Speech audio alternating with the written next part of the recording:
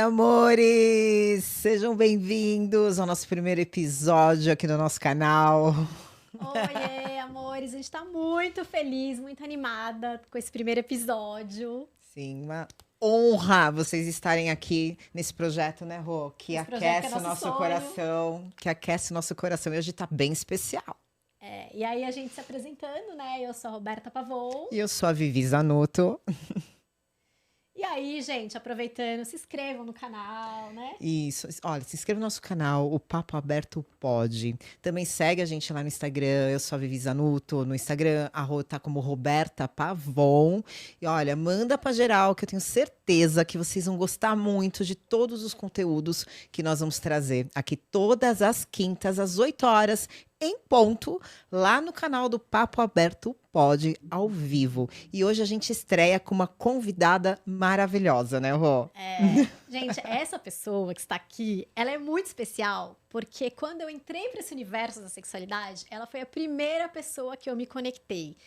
E aí, eu a vi numa live, né, no Universo, isso faz uns 3 anos. E aí, adorei ela, mandei mensagem pra ela, e a gente ficou super próxima, ela foi super aberta, super parceira, eu aprendo muito com ela, que é a doutora Isabela Correia, Isa. Oi, gente, boa noite. Obrigada pelo convite. Tô super honrada em ser a primeira convidada do podcast de vocês. Muito feliz em ver essa caminhada da Rô, muito feliz em conhecer a Vivi. Tá sendo muito legal estar aqui. Muito obrigada mais uma vez. Ai, gratidão, Isa. Muito gostoso ter você aqui com a gente, viu? Nesse primeiro episódio, estreia, gente. Ai, que delícia, né? Hoje, né, friozinho na barriga, mas aquela coisa gostosa, ó. Vem com a gente que hoje vai ser muito legal. E eu tenho, assim, uma super novidade para falar. Nós estamos muito honradas, né, Rô? Porque nós já começamos o nosso podcast com apoio, com nossos patrocinadores queridos. E eu quero muito falar um pouquinho para vocês sobre isso. A gente vai falar ao longo do episódio, né, desse episódio aqui de hoje. Então, assim, já temos pessoas nos apoiando por ser um projeto tão lindo. E por falar nesse apoio, né, Rô? Cara, você tá com um cabelo maravilhoso, né? Gente, não, fala, amiga, né? Tá Lindo. Culpa de quem? Danilo Tavares, nosso hair design preferido. Gente, sério, ele é maravilhoso. Nosso cabeleireiro já é há algum tempo. Ele que fez meu cabelo, da Rô. Olha eu ali!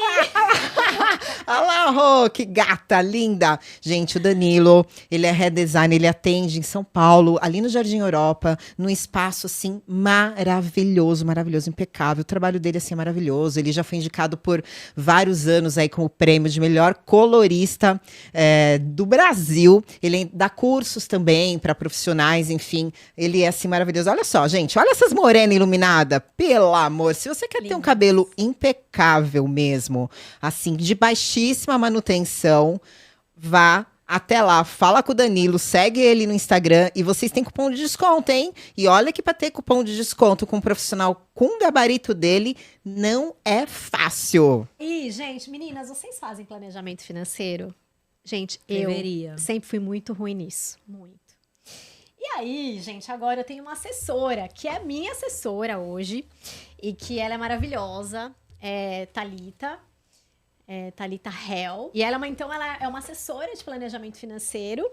E aí, gente, sigam ela para fazer esse planejamento de vocês, né? Eu sempre falo que a gente deveria ter educação financeira, né, na escola, porque ninguém aprendeu a fazer isso, né? E então ela faz isso por vocês. Então ela faz planejamento de aposentadoria, planejamento de vida. Então sigam lá a Thalita. Nesse QR Code, e que ela vai dar uma super assessoria para vocês, assim como ela tá dando para mim. Meu dinheirinho tá todo com ela agora, ela que tá me indicando aí as melhores opções, as melhores carteiras. É isso aí, maravilhoso, porque a gente precisa, assim, né? Cuidar do dinheiro também é super importante. E para começar, então, já falando, depois nós vamos falar dos nossos outros 2 patrocinadores aqui do nosso podcast. Então, para começar, eu acho muito importante, né, Rô, né, Isa, a gente contextualizar um pouco sobre a diferença de sexo e sexualidade. Porque muitas pessoas acham que é a mesma coisa, que sexo e sexualidade é a mesma coisa, quando na verdade não. Então, Isa, a sua visão de doutora, qual é a diferença principal de sexo e sexualidade? é que quando a gente fala em sexo, a gente está normalmente se referindo ao ato sexual em si, a tudo que envolve o ato sexual, né? Lembrando que ato sexual não é só a penetração, não é só uma relação que tem penetração pênis-vagina. O ato sexual, ele pode ser qualquer outro tipo de repertório que você tem ali, que tenha uma conotação de ter prazer, de ter a coisa do erotismo. Então, sexo seria isso. E sexualidade é uma coisa mais ampla.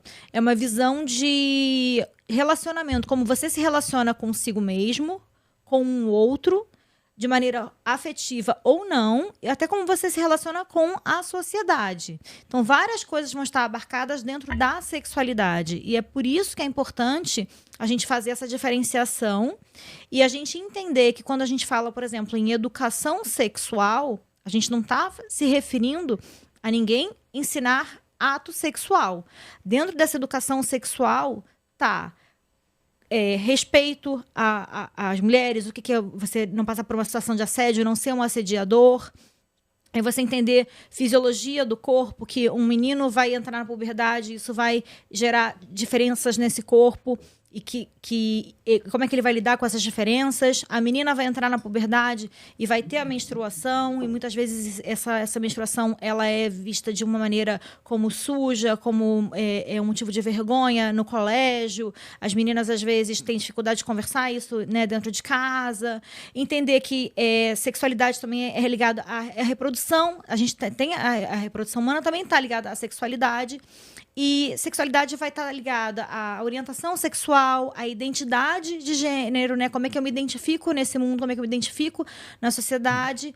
Então, isso tudo abarca a sexualidade. Então, sexualidade é um conceito muito mais amplo e é por isso que a gente tem que, quando a gente defende, por exemplo, educação sexual nas escolas, a gente não está defendendo nada relacionado a ensinar a criança ou adolescente ou, mais do que ensinado, instigar a ter, né? Apoiar porque é muito confundido isso mesmo. Sim, nas escolas, quando a gente fala, né, de sexualidade. Ainda mais um país conservador como o nosso, né? As pessoas acham que isso vai acabar levando a uma curiosidade, e isso vai acabar... Se a gente fizer uma educação sexual, a gente vai acabar instigando esse adolescente a ter relação sexual mais cedo, quando na verdade a gente sabe, diversos estudos, inclusive está havendo tem estudos dizendo que as novas gerações estão demorando mais a ter relação sexual, qualquer tipo de contato sexual. Então, porque eles têm mais informação, têm mais acesso na internet à informação sobre sexualidade, né? Então, quando a gente tem mais informação sobre aquela coisa, a gente tem menos curiosidade, porque essa curiosidade ela acaba sendo satisfeita através da teoria. Então, acontece exatamente o contrário, né? E isso de achar que qualquer coisa ligada à sexualidade vai acabar incentivando esses adolescentes a terem relação sexual, é o que acaba levando a altas taxas de gravidez na adolescência, porque a gente está tendo adolescentes que estão indo para atividade sexual sem entender quais são as repercussões disso, né? Tanto de contrair uma infecção sexualmente transmissível quanto de engravidar. A gente tem uma baixíssima adesão não baixíssima, mas baixa adesão à vacina do HPV para as meninas, né? Vários postos de saúde dispensam a vacina porque não tem uma aderência tão grande da população. Uma vacina que pode prevenir câncer de colo de útero. É um vírus que um câncer que é causado por um vírus, e a gente pode impedir que essas meninas tenham esse avançar da doença, né? Tenham uma lesão de colo de útero que leve à morte, e a gente acaba não tendo por falta de uma educação sexual de qualidade na base.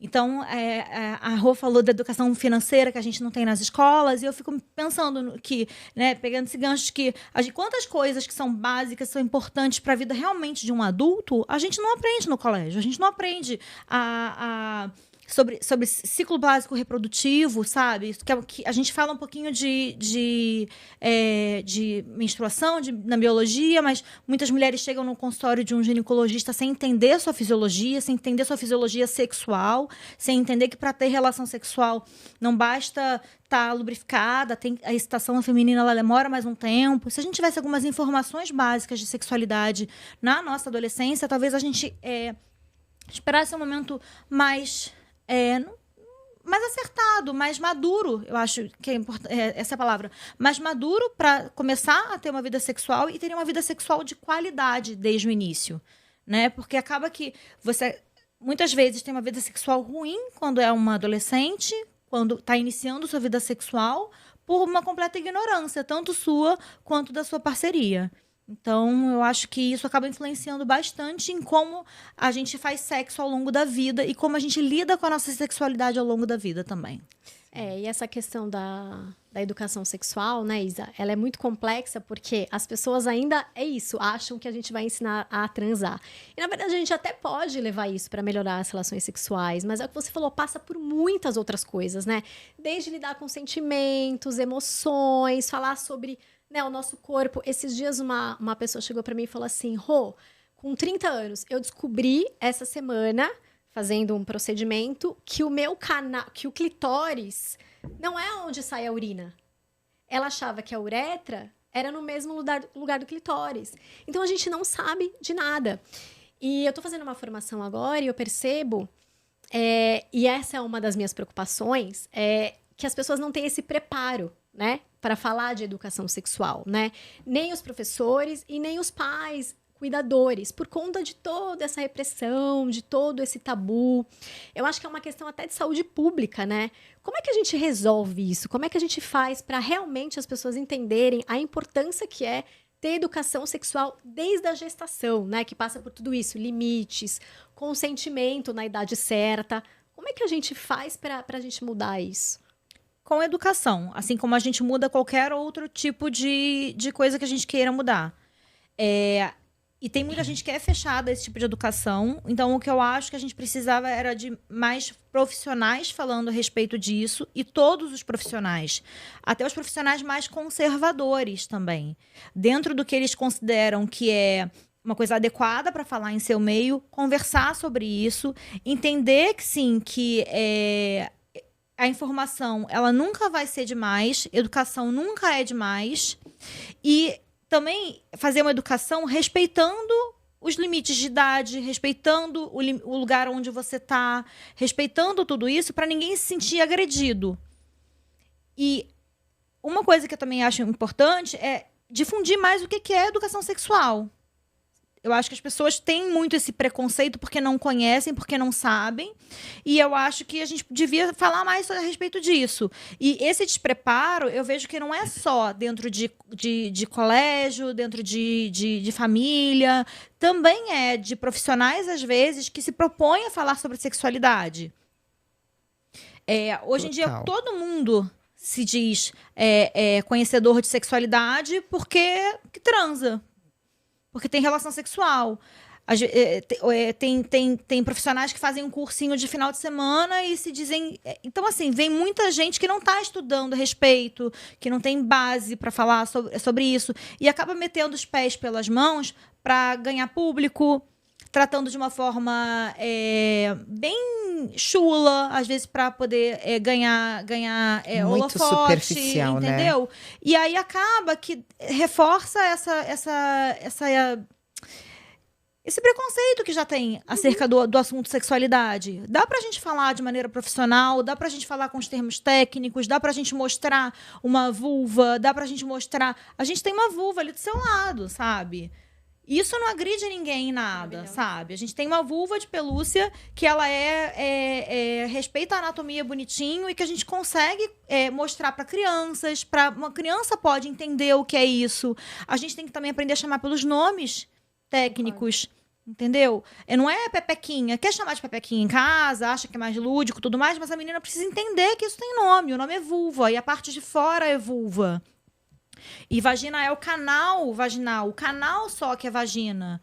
A parte de fora não é a vagina. Então, são coisas muito básicas que na vida adulta é que a gente vai entender que uma coisa é uma coisa, outra coisa é outra coisa. Eu sempre dou esse exemplo que me marcou muito, de uma menina numa edição passada do BBB que colocou um absorvente interno numa prova, para poder uma prova de resistência, e ela era uma menina de uma classe social que tinha tido acesso à educação, sabe? Não era uma menina que tinha tido uma evasão escolar na adolescência. E aí ela colocou um absorvente interno para poder segurar mais tempo sem fazer xixi numa prova de resistência. Gente, o canal vaginal é um canal e o canal uretral da bexiga é outro canal. E tem o canal anal. Então, a gente tem canais ali diferentes, que cada um tem a sua função. E a gente tem estruturas que são na vulva e na vagina que vão estar voltadas somente para o prazer, por exemplo. Então, muita gente desconhece o clitóris, muita gente desconhece que o clitóris não é só a glande do clitóris, muita gente não sabe que o clitóris serve somente para dar prazer. Então, você tem um órgão que ele serve somente para dar prazer, que tem mais de 8.000 terminações nervosas. Então, se ele não está ali para te dar prazer, ele está ali para quê? Sabe? Quando eu converso com algumas pacientes que chegam no ambulatório de sexualidade, falando que é proibido se tocar por uma questão religiosa, e algumas nem por uma questão religiosa, mas por uma questão de uma educação mais castradora, uma educação mais tradicional, na qual o prazer não é uma coisa valorizada, na qual a mulher não é ensinada a ter prazer. E aí, o meu argumento você tem um órgão que só serve para dar prazer. Você acha que ele está ali na natureza? Eu não quero nem usar argumento de Deus, colocou isso no corpo da mulher, mas no argumento biológico. Se ele fosse para ter ter sumido, como somem algumas pessoas, o siso, já que o dente do siso, né, tem gente que fala que faz a menor diferença, tem gente que tira, tudo mais e tal. Mas ele está ali, ele não é um órgão vestigial. Ele está ali porque ele tem uma função. Ele não sumiu até agora porque ele tem uma função. Talvez se ele tivesse sumido há muito tempo, a raça humana já teria acabado, né? Sim. Então, assim, ele tá ali para dar prazer. Então, explore seu clitóris, sabe? Não faça essa vergonha com Darwin. Sim, nossa, isso que você está falando, cara, é tão importante. Eu vejo isso tudo, a educação sexual, como algo mesmo de saúde pública. É muito necessário. Eu costumo sempre falar, desde que eu comecei nesse universo da sexualidade, que é recente, até de 2019 para cá, e eu me encantei, eu vi o quanto eu mesmo não sabia de muitas coisas, e a maioria das pessoas que eu convivia, e eu fui me encantando com esse universo, e eu sempre falo, cara, nós precisamos de uma reforma sexual urgente. Se faz muito necessário. Eu atendo como terapeuta sexual, não é o meu foco principal, mas atendo algumas pessoas, e eu vejo que chega realmente para mim. Isso que você acabou de falar, que eu acho importante até eu dar mais um ênfase aqui, reforçar isso para quem está assistindo a gente, que realmente a maioria das mulheres não sabem mesmo a diferença de uma vulva para uma vagina. Acham que é a mesma coisa. E eu achava que era um número muito pequeno. Não, é a maioria. Quando a gente mostra o clitóris, como você acabou de falar, para as mulheres, que ele é muito maior que todo o corpo, né, que tem do clitóris, elas ficam encantadas. Como assim? É tudo isso? Sim, por isso que você tem prazer na sua vulva também, não só no clitóris. Enfim, é algo muito importante a ser feito, a ser levado para as escolas. Eu acredito, assim, que você falou, e eu concordo, que os educadores, eles também não têm base para educar. Nem eles sabem, né? Nem eles sabem como ensinar. Então, os educadores na escola não ensinam. Deveria sim ter educação sexual na escola, de qualidade, não superficial, como a gente vê. Os pais também deveriam falar, aprender. E tem que ser algo normal. Como você falou, natural. Pegar uma vagina dessa, uma vulva, né, lúdica dessa, e falar de sexualidade, precisa ser algo normal e natural. É muito importante. E como é que você vê hoje, trabalhando nesta área, né, já há muito tempo, como que a gente vai mudar isso tudo? Como que você vê que a gente vai conseguir mudar esses tabus que tem de sexualidade e levar realmente essa reforma sexual que a gente precisa fazer? Eu acho que fazendo mesmo, o que vocês estão fazendo. Eu acho que é ir preenchendo espaços, sabe? Criando um podcast, eu me voluntario em 2 ambulatórios.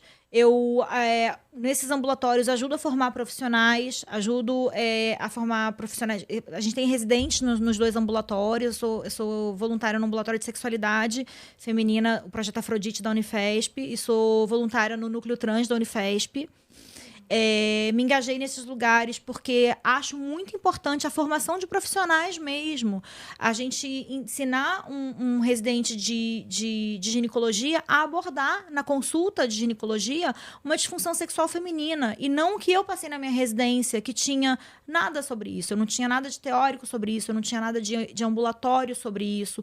Eu tinha poucos chefes que sabiam abordar o assunto. Muitas pacientes chegavam até a minha residência encaminhadas de uma maneira errônea, achando que ia ter esse tipo de ambulatório, esse tipo de apoio, e a gente não tinha o que fazer com essa paciente, porque simplesmente não tinha para onde referir ela, encaminhar ela.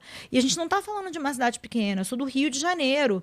A gente está falando de uma ex-capital do país, a gente está falando da 2ª maior cidade em número de habitantes. E a gente não tinha um serviço que tivesse esse tipo de apoio para paciente, né? Que procurava a gente falando, olha, eu não estou conseguindo ter relação sexual, eu tenho dor, não tenho desejo, que são as questões que a gente mais vê em ambulatório de sexualidade. E aí, quando lá os residentes passam com a gente, os pós-graduandos passam com a gente, ainda que não seja um ambulatório que eles gostem, que seja de maior interesse deles, porque a gente está dentro da ginecologia endócrina, tem tido bastante surpresa, que tem muita gente interessada, mas a gente tenta pelo menos passar a informação de que o que é normal, o que não é normal, o que uma mulher pode conviver com, o que ela não pode conviver com. Dor na relação sexual nunca é normal. Vou repetir, porque eu quero que isso sempre fique gravado na mente de todo mundo que tem uma vulva, uma vagina. Dor na relação sexual não é normal. Busque ajuda, não se contente com um ginecologista dizendo para você que é normal, que você tem que tomar um vinho, que você tem que relaxar, que uma hora vai melhorar. Não é assim, existe um ciclo de dor, a mulher sente dor, aí ela faz mais contração daquela musculatura e ela cada vez tem mais dor. Então dá pra gente cortar esse ciclo de dor, dá pra gente abordar as coisas, mas eu acho que é através de educação. O peso que um profissional médico ainda tem em dizer para uma mulher que o que ela tem não é uma besteira que vai melhorar, que é normal. E o peso que um profissional desse tem também de dizer pode se masturbar, compre um vibrador, está tudo bem você conhecer o seu próprio corpo, ele ainda existe. Eu gostaria muito que não tivesse. Eu queria muito que o médico ainda não tivesse essa autoridade toda. Eu amo minha profissão, não é por uma questão de... Mas é porque eu acho que esse envaidecimento, eu acho que acaba distanciando muito o médico do paciente. Mas sim, a mulher vira um ambulatório, vira um consultório médico, e você dar para ela essa autorização dela se tocar, às vezes é o que precisa para ela mudar essa chave, ela virar essa chave e ela entender que ela pode sim, que esse corpo é dela. Eu acho que o verdadeiro empoderamento feminino é isso, a gente se empoderar, não acho que não é empoderar, é se apropriar, sabe? Se apropriar do nosso corpo, se apropriar das nossas escolhas, se apropriar do que a gente tem. E assim, nosso corpo é nossa casa, o nosso corpo que a gente carrega pela vida inteira. Então, se você não se apropria disso, você vai se apropriar de quê? Ótimo. E é legal você estar falando isso, porque a gente sabe que isso está muito ligado ao patriarcado, né? Nossa estrutura, nosso sistema, né? Que a gente, por conta de todo esse tabu, dessa repressão, né? Do homem como dominador ali no poder, com a questão de que entrou Estado, entrou igreja, e o sexo foi muito levado para a procriação e não para o prazer. Então, desde criança a gente ouve, né? Não põe a mão aí, isso é feio, isso é sujo. Os homens aprenderam na pornografia. Então, eu vejo quanto isso está ligado a essa repressão. Eu tenho atendido com terapia sexual e eu tenho atendido muitas mulheres com o vaginismo, né? Com a questão da dor na relação que você fala, né? E não dá para normalizar isso, né? E aí eu acredito que na pandemia a gente teve um boom, né? De aumento de vendas de vibradores, né? Eu que vendo vibradores vi muito isso. Você acha que, por conta disso, e muito mais gente falando sobre isso, porque eu acho que tem um tabu também, as minhas amigas falam, nossa, eu acho maravilhoso isso que você faz, mas eu jamais faria, morro de vergonha e tal, e pra mim realmente sempre foi muito natural, muito normal. Você acha que com a pandemia, né, com essa questão dessa maior abertura, você acha que você tem visto no consultório que isso mudou um pouco de uns anos para cá, tipo, antes de pandemia e pós-pandemia, um pouco mais essa questão da liberdade da mulher se empoderar, esse corpo é meu, dessa liberdade, porque a gente sabe que a revolução sexual começou na década de 60 com a pílula, né? Queria que você falasse um pouco mais sobre isso. Eu não sei se pela pandemia, acho que a pandemia acelerou muitas coisas. Né? Eu não sei se a gente teria esse boom de podcasts hoje em dia se não fosse pandemia, se a gente teria tanta teleconsulta como a gente tem hoje em dia, tem pouco ainda, mas assim, a gente tem acesso a médico hoje em dia através de teleconsulta, a gente consumiu muito mais coisa, aprendeu a consumir coisa, aprendeu a fazer reunião, né, virtual na pandemia, a gente aprendeu a fazer muita coisa por causa da pandemia, porque a pandemia fez a gente criar novos jeitos da gente se comunicar e da gente consumir coisas. A pandemia também favoreceu essa coisa do parar de olhar da porta de casa para fora. Todo mundo teve que olhar da porta de casa para dentro. Arrumar a casa, arrumar relacionamento, arrumar o próprio corpo, entender mais da sua sexualidade. Então foi um momento de reflexão para muita gente. Mas eu acho que pode ter sido sim, mas eu acho que o fato da gente estar vivendo hoje em dia a gente está sempre no mais à frente que a gente chegou, né? Então eu espero que mais para frente ainda seja mais comum ainda a gente falar sobre isso. Seja mais tranquilo ainda, que as mulheres não tenham vergonha de conversar sobre isso com suas amigas, porque a gente ainda tem muita mulher que tem vergonha de conversar com as suas amigas, que os homens não têm vergonha de falar sobre sentimentos, sobre desempenho, sobre falha de ansiedade de desempenho. Então, que as pessoas tenham outros lugares para buscar conhecimento que não seja só pornografia. Então, eu acho que uma coisa que a gente está caminhando é para outros jeitos de consumir sexualidade. E eu acho que isso está mudando muito como é que a gente vê a coisa também. A gente teve um salto muito grande do queimar sutiã, começar a tomar pílula para anticoncepção e para agora, assim, né? Então, assim, acho que no último ano a gente caminhou muito mais do que em uma década. Então, assim, é uma coisa da modernidade, da gente caminhar cada vez mais em menos tempo. Então, acho que a pandemia pode ter ajudado, sim, nisso tudo, mas eu acho que também é do próprio do ser humano, essa curiosidade, o buscar coisas novas, o entender, e a gente poder olhar essa coisa com mais pluralidade. A gente, não entrando no lado político, né? Mas assim, a gente viveu 4 anos de um governo mais tradicional, com visões mais tradicionais em relação a como conduzir políticas públicas, que eu digo, né? Então, isso pode estar mudando agora, vamos ver como é que vai ser, né? Mas eu acho que, como a gente teve um governo mais tradicional, isso também ajudou a quem já trabalhava com isso a se posicionar também, a dizer, não, peraí, se a gente não vai poder fazer uma implementação de política pública com isso, então a gente vai correr por fora. Também eu acho que isso ajudou, pelo menos do lado que eu vejo, as coisas a andarem um pouquinho mais rápido, porque não havia um caminhar formal para isso. Então, a gente teve que correr por fora, com políticas de gênero, com se posicionar. Mas eu estava até... eu participo do Núcleo, né? E a gente tem uma reunião mensal, que é super interessante. Fica no YouTube do Núcleo Trans. E teve uma reunião que foi... Eu espero que um dia a gente possa fazer política de gênero para fazer política de gênero, fazer leis que vão favorecer as pessoas. E não só ficar combatendo leis que são contra a diversidade, né? Porque hoje em dia a gente ainda tem lei que é contra não sei o quê. Aí você vai lá e luta contra aquela lei. Não, que a gente possa, daqui para frente, lutar pelos direitos e não pela perda dos direitos, né? Lutar contra a perda dos direitos. E isso em relação à saúde pública como um todo, sabe? A gente teve gente falando que abstinência sexual em adolescente era método contraceptivo. Gente, abstinência sexual, se você não tem sexo, você não vai ter gravidez. Não é método contraceptivo, abstinência, né? Não faz sentido. É uma ausência de risco. Então, eu acho que várias coisas aconteceram, então eu não consigo pontuar exatamente o que foi, não. Porque isso tudo que você está falando, nós vivemos, né, por muitos anos numa sociedade patriarcal, machista. Nós estamos vivendo, né, há mais de 5.000 anos, sei lá. E não muda. Nós vivemos por... a gente costuma falar, no estudo que eu faço disso, que o nosso país, o mundo, ele ficou 100 anos meio que parado, sem evoluir. E o que a gente está evoluindo realmente agora é, assim, anos-luz do que aconteceu lá atrás. Mas a gente ainda vive numa sociedade patriarcal, né? Repressora, enfim. Estamos, sim, teve a revolução sexual lá na década de 60, estamos procurando o nosso espaço, principalmente nós mulheres, né? A gente fala assim, tá falando de...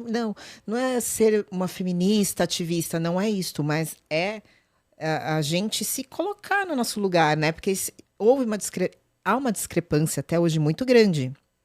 E vendo nessa sociedade que a gente vive hoje, que eu vejo que está muito longe de chegar ao ideal, ao que realmente precisa ser, né? As mulheres, elas ainda não... Nós, mulheres, né, ainda não nos apoderamos do nosso corpo, do nosso prazer, do nosso desejo mesmo. Né? A gente está longe, a maioria está longe disso, de entender em todos os sentidos. Eu não estou falando nem só de prazer. A parte da saúde, entender o seu corpo. A maioria das mulheres não se olham. Não, a maioria das mulheres que eu atendo nunca viram a sua vulva, nunca olharam no espelho. Né, para ela. Aí eu dou um exercício. A primeira coisa que você vai fazer é olhar. Você vai pegar um espelho e você vai olhar. E tem umas que ficam brancas, assim. Como assim? Não colhei, né? Não colhei. Você vai olhar, você não sabe como é a sua vulva. Você vai olhar para ela, você vai tratar com muito carinho. É seu templo sagrado. Que nós somos, né? Nosso corpo é o nosso templo sagrado, é o seu templo sagrado. E você traz, quando você fala da sexualidade, né? Que não é o sexo, de uma maneira sagrada, como ela é, né? Como eu acredito na minha visão, acredito em vocês, como ela é, e você passa isso para as pessoas, é algo muito novo. Que, na verdade, não é. Só que, para a maioria das pessoas, hoje é algo muito novo. E eu vejo que a gente ainda está longe de conseguir chegar nisso. Você já falou os caminhos, está acontecendo, eu acredito que a mudança vai vir muito rápido. Agora vem muito rápida. Só que a gente precisa trabalhar. E como você vê, então, já que você fez essa carinha? Já que você fez essa carinha, eu não sei se vai vir tão rápido assim. Quanto a gente gostaria. Bem otimista. Mas eu acho que dentro de núcleos, eu acho que dentro de nichos, dentro da nossa bolha, a coisa caminha de um jeito. Eu acho que é furar a bolha, o caminho. Furar a bolha, exato. Boa. Mas furar a bolha também dá trabalho. Sim. A gente vai enfrentar algumas resistências. Então, eu acho que é isso que eu falei antes. Eu acho que através da educação, da conversa do técnico, da conversa do jogar uma luz, sabe? Do explicar como são as coisas. E aí, eu acho que o primeiro caminho para quem escuta e repudia é escuta. E aí, você vê onde você coloca essa informação. Se ela serve para você, se ela não serve. Porque tudo, em algum momento, foi novidade. Exato. E aí, conforme a gente vai falando, explicando de maneiras diferentes, aquilo vai entrando na pessoa de alguma maneira, até que aquilo faz sentido pra ela, né? E sabe que é engraçado, né? Quando eu falo quando eu vou em algum lugar, as pessoas falam, o que você faz, né? Aí eu já começo a rir, né? Já. Aí eu falo, eu trabalho com educação sexual. Nossa, que legal, mas o que é exatamente? Você ensina as pessoas a transar? As pessoas me perguntam isso, né? E aí eu falo, não, aí eu explico e tal. Então é isso, é a gente fazer movimentos, é ter mais gente falando, normalizando e naturalizando, porque isso é fisiológico. Além de todo esse contexto que a gente tem, é fisiológico, a gente precisa do sexo. A gente fala, né, a ONU traz o sexo como, traz 4 pilares para ter uma qualidade de vida, uma satisfação na vida, né? Família, trabalho, lazer e sexo. Então, é muito importante. Tirando a questão das pessoas assexuais, né? Das pessoas que realmente Mas até dessas pessoas, Rô. Porque ter a sua assexualidade afirmada, estar confortável com isso, Boa, não ótimo. gera sofrimento. Concordo. E porque tem muita gente que nem sabe, que sofre com isso, né? Porque as pessoas têm... porque tem o normal, né? E aí, como tem o normal, É o padrão. que é o padrão, É. que é o mais comum, a gente acaba chamando de um normal. Então, quem não segue o normal, que na verdade não é normal, a maioria se acha anormal. Então, sofre E com não é. isso. Então, até a pessoa entender que, às vezes, ela não tem um desejo sexual menor, diminuído. às vezes é o desejo sexual dela que não é tão grande assim, tá tudo bem. E tá tudo bem. É isso Isso que a gente só vai gerar um desconforto se tiver em descompasso com a parceria, se ela tinha um desejo sexual antes maior e diminuiu por algum motivo e isso causa desconforto a ela. Só é uma disfunção sexual se causa desconforto à própria pessoa e se é uma coisa que se repete por 3 a 6 meses. Antes disso, a gente não tem um diagnóstico de uma disfunção sexual, por exemplo. O menino que teve uma broxada, broxou 3 vezes. Ele tem uma disfunção erétil? Não, tem que entender o que aconteceu. Tava doidão. Foi festa na faculdade, tinha ido pra calorada, pra chopada, tinha bebido um monte. E aí, era a menina que ele gostava muito. Ansioso. Queria muito desempenhar, como ele via todos os atores pornôs com quem ele aprendeu sobre sexualidade. Entendeu? Tava mal, o relacionamento tá uma droga, ele não quer mais estar transando com aquela pessoa, mas não sabe como dizer não. Então, assim, são várias coisas que vão influenciar a sexualidade desse menino. Que é questão de conhecimento mesmo, né? Mas que a é gente por isso que a gente precisa trazer. Exatamente. E aí, puxando o que você falou que eu queria puxar aqui, a questão da pornografia, né? Então, a gente vê que os homens aprenderam... aprenderam não, né? Desaprenderam o sexo na pornografia, porque ninguém falou sobre isso com eles. E as meninas aprenderam ou com eles, numa sociedade vista como padrão heteronormativa monogâmica, que a gente sabe que, obviamente, não é isso, mas que instituiu-se isso como padrão. Então, as mulheres, ou informações soltas, ou com algum parceiro que elas tiverem, e os homens na pornografia. Eu queria falar um pouco da pornografia, porque acho que a gente precisa falar cada vez mais sobre isso. A gente falou sobre isso no podcast, e vários homens falaram, né? Por quê? Qual o problema da pornografia? O que a pornografia traz? Eu falo, gente, dá pra fazer um podcast, uma live, né? Só sobre pornografia. E até quando a gente fala, quando os homens falam disso, mas como assim, qual é o problema? Que a gente fala nosso ponto de vista, aí eles pensam, eles refletem, eles falam, nossa, faz sentido. Eu conheço vários, tenho vários amigos. Depois disso, assim, eu parei de ver pornografia. Depois conversei com você, que faz total sentido. Total. E tem vários que me mandam mensagem, falam, Rô, eu condicionei meu corpo, eu condicionei o sexo, eu levei pra performance, eu levei pro padrão de corpo. Queria que você falasse um pouco o que a pornografia traz, que a gente sabe que é uma lista enorme de coisas, né? Mas algumas coisas importantes. A pornografia traz uma visão, uma fantasia do que não é real. E isso tanto para os homens quanto para as mulheres. Só que é mais comum os meninos consumirem pornografia, pelo menos admitirem que consumiram pornografia e que aprenderam na pornografia do que as mulheres. Mas mulheres também consomem, até por curiosidade de... Ai, o meu irmão mais velho tá vendo. Ai, você viu que eu, sabe, o que eu achei na internet? E assim, é um conteúdo que é muito fácil de achar, é altamente difundido. Você consegue burlar aquelas... Aquelas entraves que os pais colocam, né, para não acessar conteúdo. Tem no WhatsApp, hoje em dia, as pessoas divulgam, né, vídeos pornôs amadores e até crimes que são, né, de vazar cenas sexuais de casal, como aquele vazamento de vingança. Então, assim... as pessoas aprendem uma coisa que não é real e que não é gostosa também, né? Algumas práticas ali podem ser boas para algumas pessoas? Podem, mas você aprende que o padrão de relação é aquele e você aprende uma coisa que não é real. As mulheres são todas depiladas, sempre mulheres com um certo padrão de corpo.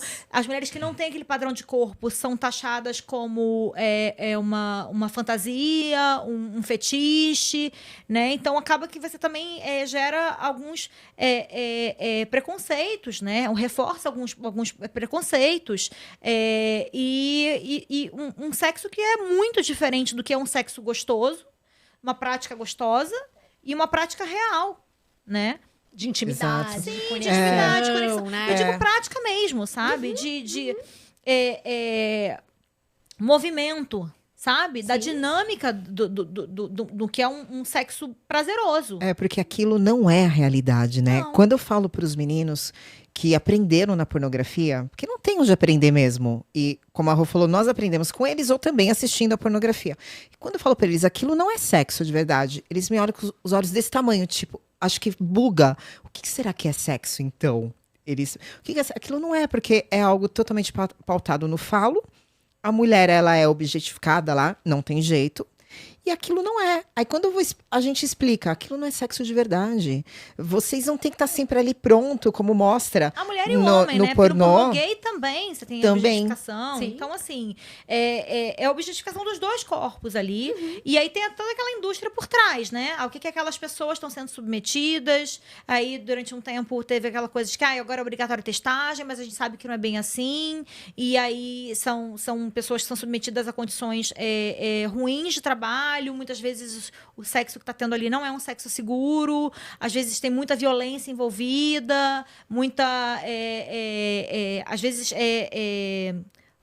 tráfico de pessoas mesmo, né? E abuso da indústria, né? sobre aquelas pessoas. Então, é um negócio que você está alimentando uma indústria que não está favorecendo ninguém em nada. Existem alguns produtores que estão indo nessa contracultura. As mulheres, Tem algumas mulheres que estão produzindo um conteúdo mais feminista, mais engajado, mais respeitoso. E eu acho que a pornografia...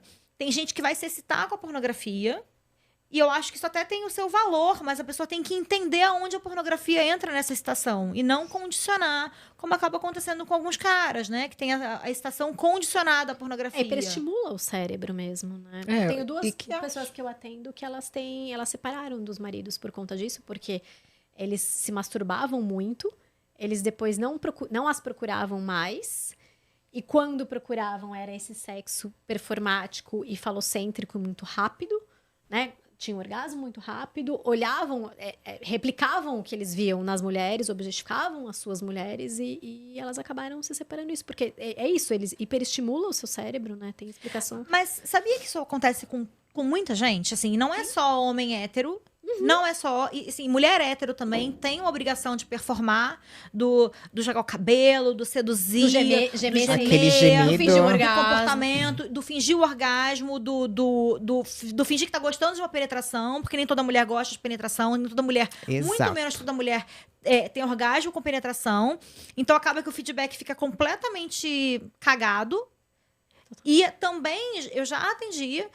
população trans. Eu atendo população trans e já atendi um homem trans que ele tinha relação com a parceira, uma mulher cis, e que ele se sentia, às vezes, na obrigação de performar como um homem hétero.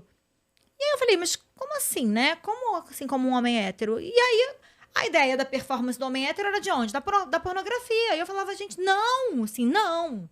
Tá errado, não é por aí, sabe? Primeiro que você não tem que performar como ninguém que não seja como você. Segundo que você vai usar justamente como referência uma coisa que é completamente surreal e nem é um sexo bom, que é da pornografia. Então, sabe? Então a gente toma como referência porque é o quê? É o normal. É o normal. Né? É o normal. É o que as pessoas aprenderam. É a maioria, onde as pessoas têm mais acesso. A pornografia acaba... dando essa cagada na sexualidade de todo mundo. E eu vi uma pesquisa esses dias que fala que as crianças, a partir dos 10 anos, já estão assistindo pornografia, como você falou, naquelas abas, escondendo os E é pais, muito... isso é muito Eu sério. tenho filhos, né? Você E... tem 9, né? Eu tenho um de 10 hoje, Ele tá com mas 10, né? Tem que ficar de olho. sim, fico de olho. Eu tenho uma filha hoje de 16 anos e eu lembro que nessa idade aí de 9, 10 anos, a turminha toda assistia pornografia, porque eu fiquei sabendo e tive uma conversa. Né, de acessar. É muito fácil e realmente aquilo não é. Então é muito importante. É um desserviço mesmo isto para a educação sexual, para o prazer também, em todos os sentidos, é um desserviço total, né? Porque é o que vocês já falaram, é a gemida que você tem que performar e não é daquele jeito. O nosso som primal, né? Eu que trabalho com a sexualidade tântrica, o nosso som primal não é aquele performático do pornô. É outro. Então, quando eu tô com as mulheres lá em trabalho de terapia tântrica, eu falo, solta o seu som, não é este. Não é este que você tá condicionada, solta o seu som. E ali, muitas mulheres que nunca tiveram orgasmos acabam tendo por essa liberdade de soltar o seu som. Né? Porque tem pesquisas que falam que 55% das mulheres têm dificuldade de sentir orgasmos. Eu acho que até muito mais do que isso. 40% das mulheres não se masturbam por tabu, por condicionamento, por crença, por religião, tudo isso, enfim. É um trabalho que a gente precisa fazer realmente, esse trabalho de formiguinha que a gente está fazendo hoje aqui, que vai reverberar aí no todo, e que cai naquele velho mantra, que a gente sempre fala, né, Rô? Que é o autoconhecimento. Gente, não tem. Então, você só fala de autoconhecimento, Vivi. Primeiro que eu trabalho com autoconhecimento.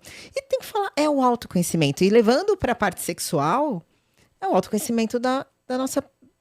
De quem? Do nosso corpo. Do que realmente é. Pra Não gente é isso? saber, né? Onde a gente Para a tem gente saber. prazer, A onde gente gosta, acaba colocando o nosso prazer na mão do outro. responsabilizando. Responsabilizando A o outro. gente- Quando tem que ser nosso Então, primeiro. a gente delega. Delega pro Delega outro. nosso prazer. Exato. Quando deveria ser, eu permito que você me dê prazer. Perfeito. Porque eu conheço meu corpo. Perfeito. Eu sei como conheço. gosto. E como você mesmo falou, é um templo. Eu tenho que abrir a porta e deixar o outro entrar. É. Se eu quiser, se eu permitir. E o que eu pego muitas vezes no ambulatório de sexualidade feminina são as mulheres falando: porque ele parou de me fazer ter orgasmo. Porque meu marido não sabe me fazer ter prazer. E aí eu pergunto: mas você sabe? Boa. É. Então, E a maioria não, né, doutora? não, mas o autoconhecimento tá aí pra isso. Eu falo, como é que você vai dar um mapa na mão desse cara e falar, então guia aí a gente pro meu prazer, se você não sabe dar direção. E muitas, às vezes, sabem, mas tem vergonha, porque às vezes algumas têm autoconhecimento, mas não tem comunicação dentro desse relacionamento pra falar, olha, tá ruim, o que você tá fazendo há 20 anos não funciona. Porque ela começou o quê? A fingir lá no início. É. E aí Ele achou que tava bom, que é o que eu falo. e aí depois, meu amor, depois que já deu tempo, você fica com mais vergonha ainda de dizer que tá ruim. Como é que você vai dizer pra esse homem, depois de 20 anos, que ele tá lamentou a uretra? Que aquilo ali não é clitóris. Ai, a gente ri, mas isso é muito normal, Isso é gente. comum. É muito comum. Normal, De acordo comum, como é, não é normal, é Não é comum. normal, é comum. É muito E comum. aí, Diálogo, que é um ponto legal. diálogo. Não E tem às diálogo. vezes o cara é um cara machista, é um cara que não vai levar uma crítica dessa numa boa. Que vai dizer, não, você gosta disso sim, porque eu tô fazendo há 20 anos e você nunca reclamou. Você nunca falou nada. Quando, na verdade, não é bem por aí, né? Então, o autoconhecimento é fundamental. E uma coisa que também é a pessoa entender por que ela tá transando. Ela tá transando pro outro ou ela tá transando pra ela? Ela tá nessa busca de uma sexualidade melhor pro outro ou pra ela? Porque também, às vezes, chega e você faz o diagnóstico de que não é a sexualidade da pessoa que tá ruim, é o relacionamento que tá ruim. É um relacionamento que não funciona mais. É um relacionamento que se perdeu, que as pessoas, às vezes, mudam e mudam para polos completamente contrários e continuam casadas tentando ter o mesmo... E aí não conversa sobre nada, não tem nenhum assunto em comum, não tem nenhum gosto mais em comum, não tem gosto musical, gosto de filme, não faz nada em comum, mas está querendo continuar transando. Então, reconectar esse casal é importante, mas também conectar essa pessoa consigo mesma, entender por que ela está fazendo aquilo. Né? Acredito que vocês também devem ter essas pessoas que chegam e Nossa, falam, mãe. eu queria... Por que você veio? Porque meu parceiro tá reclamando que eu tô transando menos, que eu não tô com vontade. Eu falo, mas você tá com vontade de transar com ele? Você tá com vontade de ter relação com essa parceria? E a pessoa fala, tô, né? A gente tá junto há muito tempo, ele é gente boa. Não é? E o Isso não dar é prazer, o que a gente aprendeu, né? A dar prazer. É. Então ela Sim. vai lá em busca para dar prazer pro Dá prazer. prazer, parar de reclamar. Ah. O ganho secundário que acontece, né? Que, já que eu tô aqui, eu tenho que fazer, né? E aí vem patriarcado. Se você não der, outra pessoa vai dar. Outra pessoa vai É. dar. É. Né? Principalmente para as mulheres casadas há muito tempo. Sim. Então, e que não é verdade, né? Porque Não tem nada a ver. fidelidade não tá condicionado a isso. É, Tem que e- comparecer e aquela a coisa, né? sexualidade passa por essa questão de autoestima e amor próprio, né? Também, que a educação sexual, a sexualidade, a autoestima, amor próprio, é você se olhar. Você sabe que esses dias eu tava no evento, nem te falei isso. Eu participo de muitos eventos por conta da Absex, né? Da minha loja. E aí, uma mulher passou e falou assim, você acredita que eu nunca me masturbei? Ela falou pra mim. Aí eu, nunca? Mas por quê? Ela falou assim, eu não preciso, né? Eu sou casada. Nossa. Aí eu falei, caramba, então ainda tem muita gente que pensa assim, né? E aí ela saiu, eu queria ter conversado com ela pra entender um pouco mais, pra ver, tá, mas você tem prazer, né? Se você não se masturba, você sabe, você tem orgasmo, não deu pra conversar, mas é isso, muitas vezes nem tem Mas ainda que ela tenha orgasmo, ainda que ela transe com o marido, ainda que ela tenha uma vida sexual satisfatória com esse marido, ela poderia fazer isso pra compreender mais sobre o seu próprio corpo. Sim. E ter prazer com ela, né? A gente não tem E nada assim, prazer tem com a gente que fala, não gosto. Mas você já tentou? Não. Gente, pra dizer que não gosta de quiabo, tem que comer quiabo. Come frito, come empanado, come no tempurá. Come de diversas maneiras pra dizer que gostou ou que não gostou. A introdução alimentar não é assim com criança? Você não Exato. oferece de várias vezes, não é? Exato. Vivi? Você que tem filhos. É isso. Oferece de vários jeitos, várias consistências, vários preparos.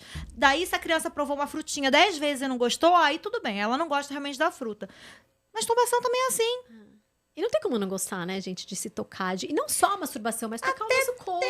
mas né? É Mas o tabu, né? até É tem. muito tabu mesmo. até tem como dizer, os crença. assexuais não querem transar, não têm vontade. Mas muitos assexuais, eles têm orgasmo, eles se tocam, mas eles não têm atração sexual por outra pessoa, né? A assexual é uma pessoa que não tem necessidade de ter relação sexual. Ela pode ter relação sexual de vez em quando? Pode. Isso não faz dela não assexual. Assexual pode não querer, pode se masturbar? Pode. Tem necessidade de se masturbar? Tem uns que sim, tem uns que não. Tem uns que são casados de longa data. Tem os assexuais que são românticos. Afetivo, que né? querem um relacionamento, afeto. que querem uma parceria, mas que não sentem necessidade de transar. Então, são pessoas que não têm desejo sexual, que não têm essa vontade de transar, essa necessidade, e tá tudo bem. Não é nenhuma doença, isso não é uma disfunção sexual. Uma pessoa que tá ok em relação a É isso. uma orientação mesmo. Sim, né? é uma orientação sexual. E é assexual, gente. Assexuada Assexuada é outra é a coisa. ameba que se reproduz sem ter contato com outra amebinha. Muita gente fala, né? Ai, maravilhoso. Isa, falando disso tudo, me vem à cabeça o script sexual que a maioria das pessoas tem, né? Como já falamos, o sexo é muito pautado no falo, totalmente falocêntrico, na penetração. Todo mundo acha que sexo é penetração. Sim. Muitas meninas eu vejo, né? Muitas meninas que eu converso com, muita garotada, jovem. E penetração vaginal. Vaginal. Vaginal. Exato. E você falando nisso, cara, muitas meninas estão fazendo o sexo anal para não perder a virgindade, para não fazer o vaginal. É muito louco tudo que está acontecendo, né? Então é muito importante esse tipo de assunto, por isso que eu sou apaixonada por esse tipo de assunto. E voltando um pouco nisso, eles acham que sexo é penetração. Se não teve penetração, eu não transei, não houve sexo. Quando o sexo começa no beijo. O beijo já é o sexo oral já é sexo, né? Então, vem muito antes. Na verdade, o sexo começa no bom dia, viu, meninos? Vocês que estão nos assistindo. Mensagem, Homens. uma loucinha lavada. Começa na louça lavada, ajudar a cuidar dos filhos. O sexo começa aí. Quer a sua esposa pronta à noite, quente? Ajuda ela a lavar a louça, a cuidar das crianças. É verdade, a gente tá brincando. certeza. É muito verdade, é muito anterior a isso tudo. Por exemplo, o nosso principal órgão sexual é o nosso cérebro. Ou seja, a gente tem que estar presente, é a conexão. É o que a gente ensina hoje no Tantra, enfim. Tá presente ali naquele momento. O nosso maior órgão sexual é a nossa pele. Quando eu falo por isso que a pele é um órgão sexual, que a pessoa ela pode sentir orgasmos, espasmos, só com toque na pele, a pessoa fala, como assim? Você tá falando, né? É o nosso principal, né? No Se trabalho, ela se permitir, ela pode. se Maior, permitir. né? Eu Maior. trabalho também, atendo algumas pessoas, mulheres e casais com a massagem tântrica, ensinando essa parte, e é na pele. Sem o toque nenhum no genital, a pessoa tem muitos orgasmos. Eu vejo vê, né? isso, A gente né? já Eu vivencio, teve, né? eu tenho hoje, a minha pele ela é toda preparada já para isso. Mas ela está totalmente adormecida, porque ninguém toca. Ninguém toca na pele. É somente, né? Tem aquele script que é o beijo na boca, Essa história, é né? muito boa essa história dos meus sócios. Dos seus sócios. Deixa eu contar a Sim, história. Deixa eu contar conta. essa história. Essa é muito boa. Eu tinha 2 sócios, você já sabe, né? E aí, um dia eu cheguei pra eles no escritório, bati na mesa e falei, não é possível, homem não sabe transar.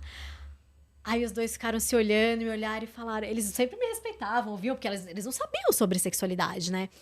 E aí eles, Rô, por que você tá falando isso? Eu falei, o negócio é o seguinte, sabe o que vocês fazem? Vocês fazem um script sexual.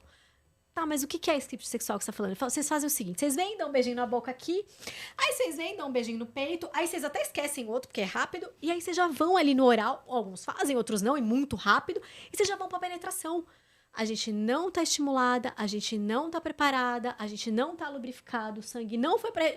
E a gente toma um susto, aí vocês forçam aquela penetração, porque tá ressecado, vocês nem percebem aquilo, muitas vezes alguns gospem, né, cospem ali. É.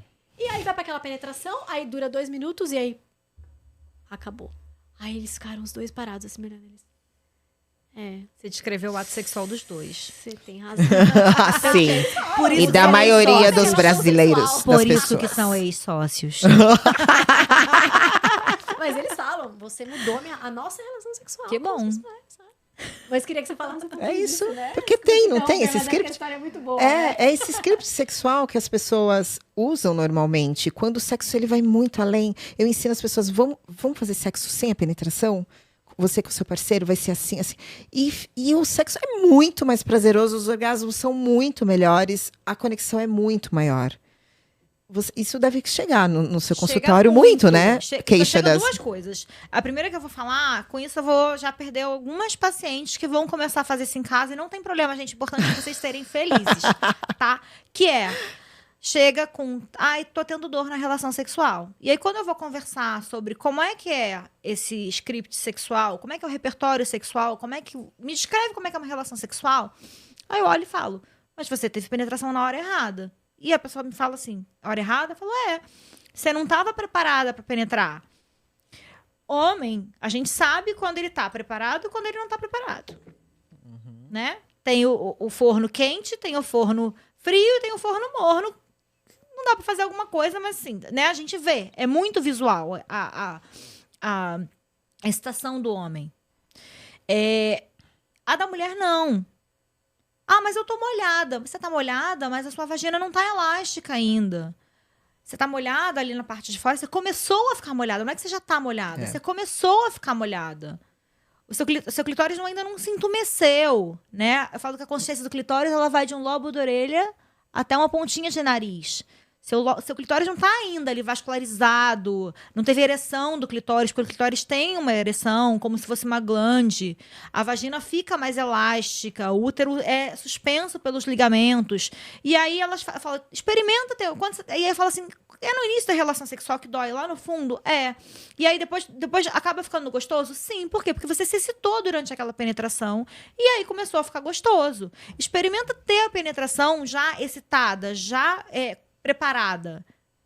Resolve o problema da dor na penetração nessas mulheres. Se não resolver, tem que procurar ajuda. Mas vai resolver em muitos casos.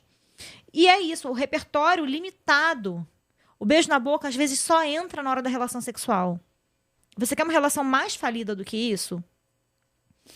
A Adriane Galisteu, ela sempre falou abertamente sobre sexualidade, né?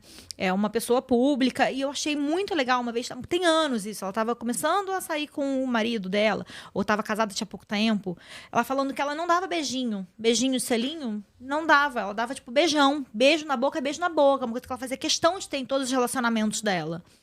E é uma coisa que faz muito sentido, porque quando o beijo na boca morre, quando ele vira selinho, você vê que o relacionamento vai esfriando. E são aqueles relacionamentos de, como é que tá o relacionamento? Tá ótimo, meu marido é ótimo. Aí quando você começa a conversar, você fala assim, é ótimo, mas vocês são amigos. A gente é muito amigo. E aí você vê que vira uma irmandade. E, gente, a não ser que seja uma relação incestuosa, ninguém transa com o irmão.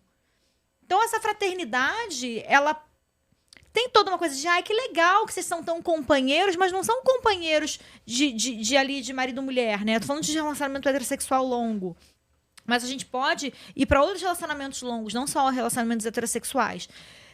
Então, beijo na boca, eu postei outro dia sobre isso, no dia do beijo, que é um termômetro do relacionamento. Quando você tá bem, quando você tá com mais paixão, você beija mais. Quando você tá com menos, você beija menos. Quando você tá puta da vida, você não beija. Mas virar aquela coisa de só o selinho na hora de... tchau, bem. Bom dia, tchau. Vai com Deus. Sabe? Aquela coisa do burocrático. Aí o sexo fica burocrático também. E aí vira o script sexual. Então, uma coisa também que a gente faz na hora de conversar com esse casal que tá querendo melhorar a vida sexual, ou uma mulher que vem mesmo solteira, mas o que tá no seu repertório sexual? O que são suas práticas sexuais? O que você gosta, o que você não gosta? E entender por que gosta, por que não gosta. Muitas mulheres têm nojo de fazer sexo oral. Muitas mulheres têm nervoso de receber sexo oral. Muitas fazem, mas não permitem que o parceiro faça nelas. Porque tem vergonha, porque acham que vulva é uma coisa suja. Muitos homens não fazem, mas gostam de receber. Então, a gente tem que mudar isso quando a pessoa chega no consultório, para ela entender que é mais um tipo de contato sexual. E isso do contato com pele, tudo isso vai entrar em terapias que a gente faz para aproximar casais em terapia sexual. De não fazer masturbação primeiro, de aproximar esse casal, de entender onde gosta de ser tocado, com múltiplos estímulos. Então, dar também ideias para essa pessoa praticar com essa parceria. Vendado, com diferença de temperatura. Isso tudo são coisas que vão dando a esse casal um repertório sexual maior. E, gente, não precisa seguir esse repertório, porque também tem isso, né?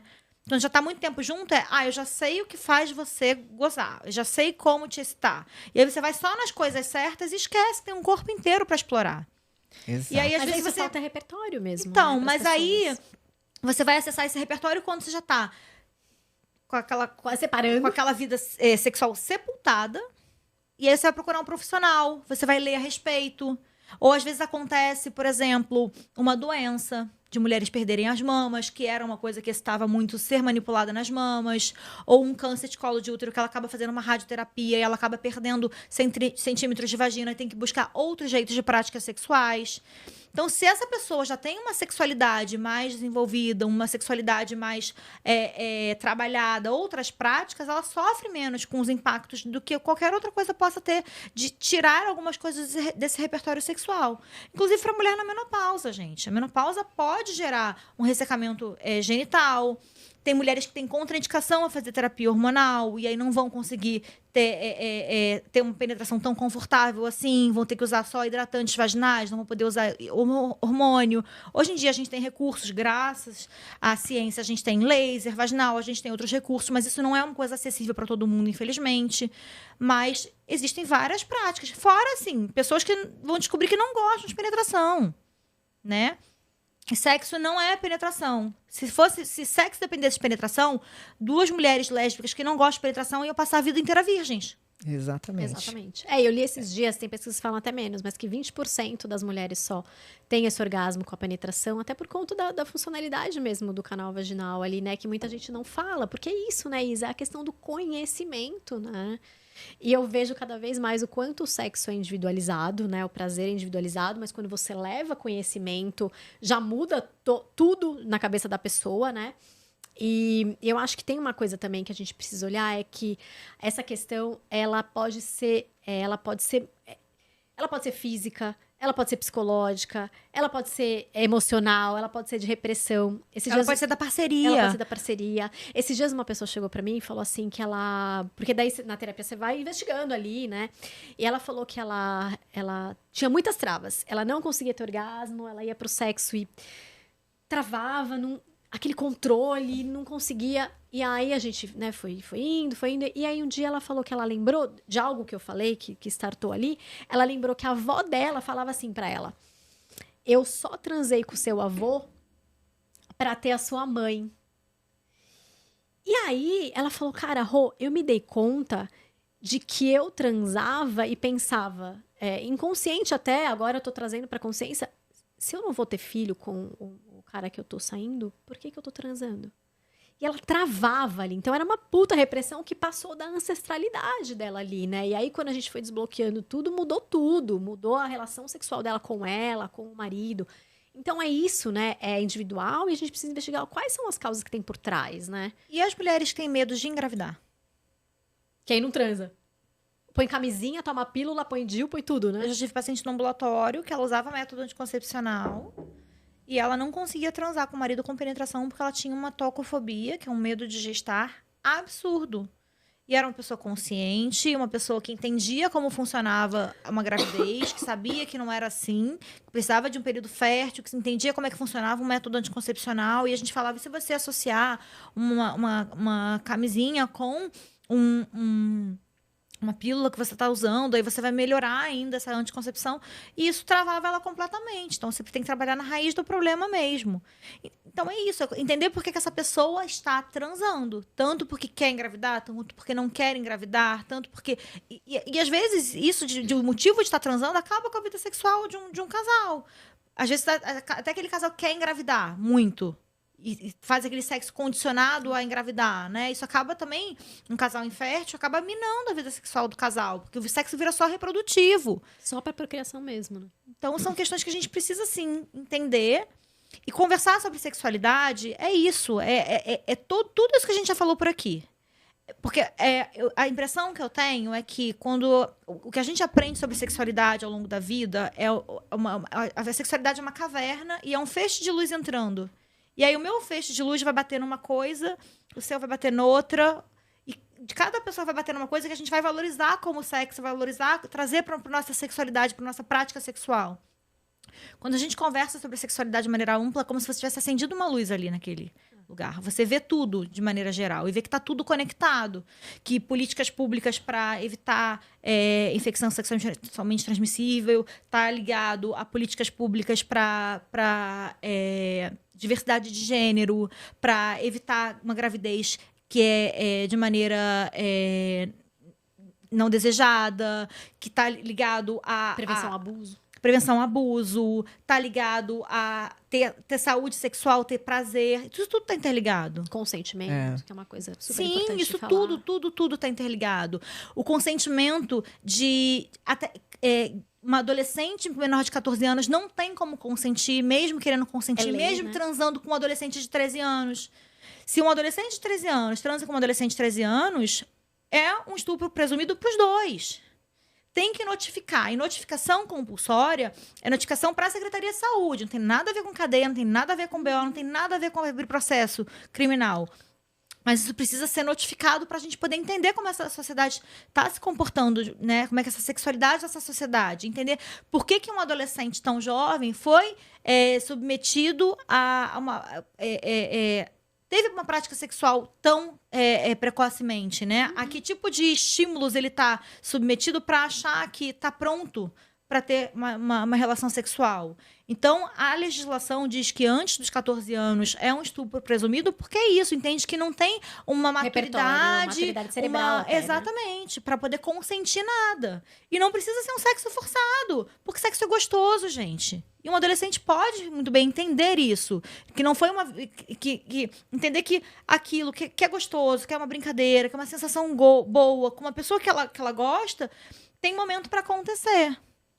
Porque senão acaba se tornando uma violência, não porque foi forçada, mas porque aconteceu antes do que deveria ter acontecido. Antes do que você pudesse lidar com as consequências. Sim, tudo isso que você está falando nos faz ver o quanto isso tudo é profundo. E o quanto a gente vive na superficialidade, né? Falando de sexualidade, de sexo. O quanto a gente realmente precisa olhar para isto de movimentos como o que nós estamos fazendo agora, como que você faz nesses espaços que você vai. E até me fez lembrar agora de uma vivência que eu fiz uma vez que não foi abordado só sexualidade, mas também que foi assim, trouxe muito, né, as histórias das mulheres, trouxe muito de tudo que você falou agora. Eu fiquei lembrando disso, que até agora eu peço licença para dar uma pausa para falar. Até por coincidência, ou não, né? Porque não existe, que é um espaço, gente, que vocês precisam muito conhecer, que é o Retiros para Florescer, que é honrar mesmo, né? Eles que estão aqui também patrocinando o nosso podcast. É um espaço maravilhoso, lindo. Pensa no espaço lindo. É o Retiros para Florescer. Mulheres, vocês precisam conhecer, porque lá tem muitos workshops, cursos. Esse é outro. Tem muitos workshops, cursos, enfim, nesse espaço. E lá é lindo, lindo, lindo. É um espaço, eu já fiz uma vivência lá, no Retiros para Florescer. Eles estão com um evento aí para acontecer também, maravilhoso. E é um lugar de vivência. Ó, estamos aqui. Maravilhoso. Começou. É agora. O espaço é esse, ao vivo é assim, né, gente? É muito patrocinador. Olha, gente, olha esse lugar. Pensa num lugar maravilhoso, é um sonho. É de uma amiga da Vanessa, maravilhosa. Ela é professora de yoga também. Olha essa deusa. Ela é uma deusa, esse espaço é dela. E ela faz retiros lá, ela faz dela próprio, né? Vai ter agora um retiro. Vai lá no Instagram deles que vocês vão ver, maravilhoso. E ela também loca esse espaço, que eu sei que muitos parceiros nossos... Olha eu lá tocando. Sei que muitos parceiros nossos assistem, vão assistir nosso podcast. Pode locar esse espaço para fazer workshops, retiros. É assim, simplesmente... É uma energia, amiga. É maravilhoso. Boa, né? Maravilhoso mesmo. Itu. Fica em Itu. Super perto, super rápido. Tem acomodações, né, para se quiser fazer para final de semana. Amiga. Comida afetiva, maravilhoso. Gente, esse espaço é um sonho de espaço de verdade. É tudo com muito amor, a energia de lá é maravilhosa. Então, quem procura um espaço para fazer seus workshops, seus retiros, está aí. E quem também, né, para quem quer assistir, que quer começar a participar desses movimentos de vivências, de workshops, de retiros, de encontros, voltado para yoga, sexualidade, toda essa parte de bem-estar, vai até o Instagram deles, Retiros para Florescer, vocês vão ver lá todo o roteiro que eles têm aí para os próximos eventos deles. E aí, vamos aproveitar que a gente tá falando de bem-estar, né? Esse bloco de bem-estar, e vamos falar da Harmony também, né? Que é um outro patrocinador querido, que tá apostando aí, acreditando na gente. E é um espaço maravilhoso. O que eu acho muito legal da Harmony, né? É que eles são um espaço que eles têm um olhar super holístico, né? Então, eles têm várias terapias lá e eles olham o todo. Então, eles têm oral, né? Para dente, eles têm facial, eles têm corporal, eles têm diversos tratamentos. Tem mais de 40 tipos de tratamento. E é um tratamento realmente muito individualizado, humanizado. Eles olham para as pessoas. A clínica é muito linda, olha lá. Super bonitinha, fica em Guarulhos. E aí, os nossos seguidores aqui têm 10% de desconto, né? Com o cupom Papo Aberto Pode. É um lugar que realmente vale muito a pena, porque é isso, né? Você encontra num único lugar o bem-estar, a qualidade de vida, a beleza... Tudo junto aí, você pode passar o dia lá. Ai, que delícia. É o lugar que a gente ama. A gente não foi ainda, mas a gente podia ir, né, meninas? Vamos marcar lá, falar o tipo de lugar que a gente ama. Mas lá. Porque sexualidade passa, né? Por autoestima, por autocuidado. Total. Né? Totalmente. Sim, E até por falar de autoestima e autocuidado, Isa, o Dia das Mães está chegando. E você, com certeza, atende muitas mães. Você é obstetra também, né? Também é obstetra, enfim. O Dia das Mães está aí chegando e a gente sabe que muitas mulheres passam por muitas questões no momento de gravidez, por muitas questões sexuais, de não se achar mais interessante, não se achar mais sexy para o parceiro, ou nem querer mais ter uma relação sexual. Então passa por tudo isso. Me fala um pouco, qual que é essa relação que vocês percebe dentro de consultório mesmo, dessas mulheres e dos parceiros delas também, nesse momento de gravidez ou até o pós-parto, que muitas mulheres têm, né? Depressão pós-parto, enfim. Como... Eu acho que ainda rola muito a sobrecarga materna, sabe? A mulher, ela é mais atingida pela sobrecarga na maternidade porque ela não só é quem gesta, né? Então, todas as restrições da gestação são imputadas à mulher, como não poder consumir bebida alcoólica, não poder consumir qualquer tipo de medicação. Então, se é uma pessoa que já tem alguma patologia de base, ela tem que tomar cuidado com o que ela está usando de medicação. Às vezes, tem que trocar a medicação por causa da gestação. Então, essa mulher já é mais responsável por essa vida que está sendo criada, né, gerada desde a gravidez. E depois você tem um ser que é completamente indefeso, que precisa ser nutrido, muitas vezes com leite materno, né, com leite materno, não, leite humano, né, que a gente fala hoje em dia, porque os homens trans também podem gestar e amamentar. Mas essa pessoa que gestou, ela teve todo esse desgaste, né, de gestar essa vida, como não só também de nutrir esse serzinho depois. E os papéis nem sempre são divididos de uma maneira mais igualitária, porque por mais que essa, né, falando dessa relação da sobrecarga da sobrecarga materna, o homem ainda a exercer essa paternidade, ele se coloca de uma maneira muito de supervisão, de o que posso fazer, o que me permitem fazer. Ele não pega para fazer muitas vezes. Tem caras, tem pais que são parceiros, que pegam para fazer, tudo mais e tal, mas tem homens que não. Então tem sim essa questão fisiológica dessa mulher não estar disponível, preparada para uma questão hormonal mesmo, né? A prolactina está nas alturas para produção do leite materno, né? O leite para amamentar o bebê, e com isso os ovários não estão funcionando, tanto que a gente tem a amenorreia da lactação. Os primeiros 6 meses é muito comum a pessoa que está amamentando não voltar a menstruar, não voltar a ter ciclos menstruais, e com isso o estrogênio está lá embaixo, que é um hormônio que está ligado à sexualidade. Então você está voltado assim para aquela vidinha que está ali. Tem sim uma cobrança, às vezes, da parceria em voltar a ter uma vida sexual, e tem autocobrança também de voltar a ser o que era antes, né? Com a chegada dessa nova vida, essa pessoa está desempenhando um papel que ela nunca desempenhou antes. Ainda que tenha filhos, né? Ela nunca foi mãe de 2, de 3, do quanto tá sendo ali novamente. Então, rola essa cobrança da sociedade, rola uma cobrança da própria pessoa em relação a não perder essa individualidade. E, às vezes, a pessoa essas cobranças estão aqui, né? E a cabeça que manda em tudo. Então, às vezes o corpo tá mais também, uma vagina mais ressecada para ter uma penetração. Então, tudo isso pode influenciar, mas conversar sobre isso durante a gestação eu acho importante. Conversar sobre essas expectativas. Eu já tive paciente que ficava assim, mas quando é que eu posso voltar a transar? Como se fosse assim, eu não quero decepcionar, sabe? Meu parceiro tá sendo super bacana comigo. Então, conversar sobre outras práticas que podem ser realizadas, se a pessoa não quiser ter uma penetração naquele momento, se estiver sentindo desconfortável. Conversar sobre o que são outras práticas de intimidade para esse casal. Não só o sexo, né? Não só o sexo que eu digo mais do que penetração. Sim. Mas práticas de intimidade ali, de conversa, do olho no olho, de aproximação desse casal e adaptação com essa pequena vida. Nem todo mundo pode se dar o luxo de ter uma rede de apoio. Né? A gente precisa entender isso e respeitar isso, porque ter uma rede de apoio, ainda que seja uma família perto, ou poder pagar uma rede de apoio paga também uma rede de apoio, não é todo mundo que pode se dar o luxo. Muitas pessoas têm filhos longe de suas famílias, em situações que não dá para bancar uma ajuda, porque é um custo alto, né?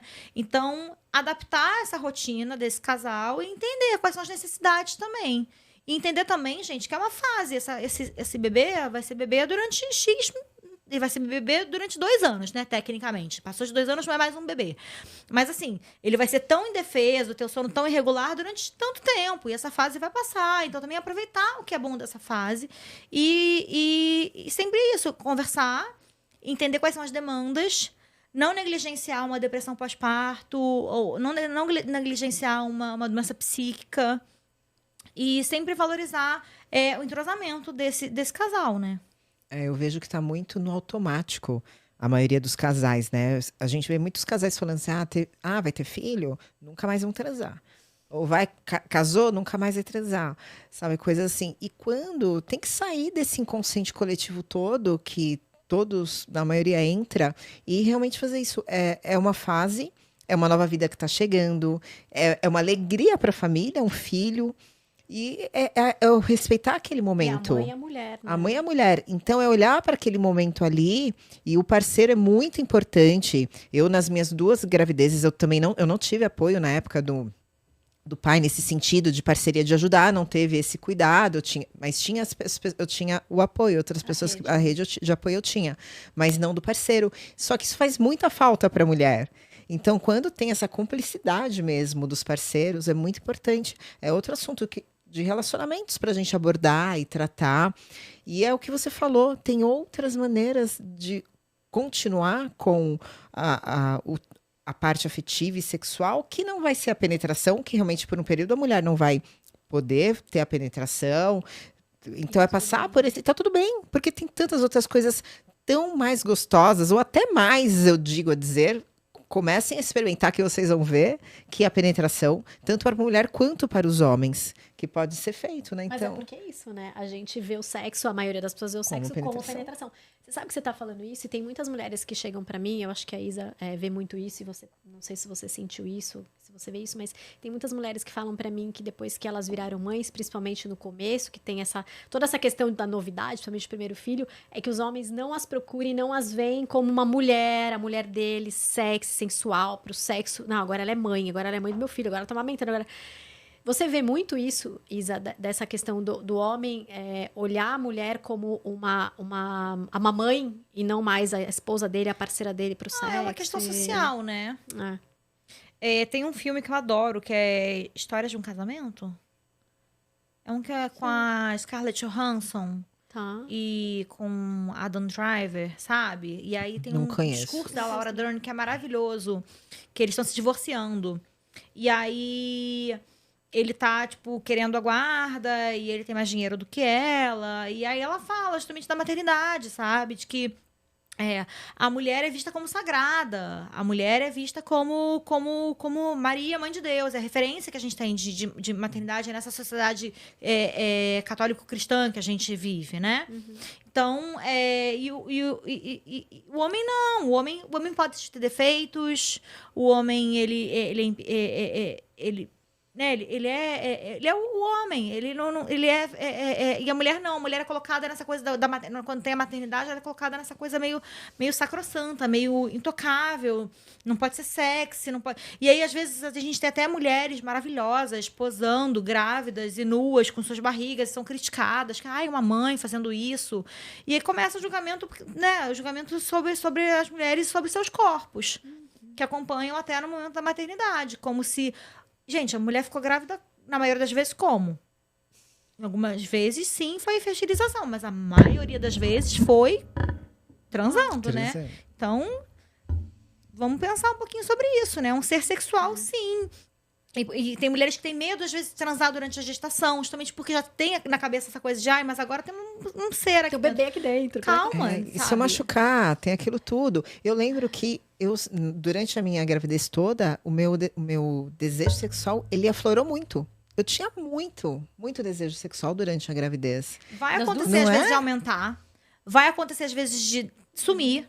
E a mulher tem que respeitar esse período. Tem que respeitar o período dela, não é? E assim, se ela não tem nenhuma contraindicação a transar, transe. Se tá com medo de transar com penetração vaginal, explore outros tipos de prazer. Eu sempre falo isso quando chegam as pacientes ou tem um sangramento ou tem alguma coisa que contraindique penetração na gestação. Aí fala, então não pode ter penetração durante tanto tempo. Mas se você quiser ter outras práticas, tenha. Às vezes a pessoa fica te olhando aqui, outras práticas do que você tá falando. Mas o que é isso, né? Então eu falo assim, tá proibido penetração vaginal, tá ok? Mas você pode beijar na boca, pode ter intimidade, pode masturbar. Pode fazer oral no corpo inteiro, né? Sabe? Então, pode usar brinquedinhos. Então, assim, sabe? São coisas que a gente tem que também orientar como profissional, sabe? Tem a pele toda para explorar, né? Como nós somos o nosso maior órgão. Sabe?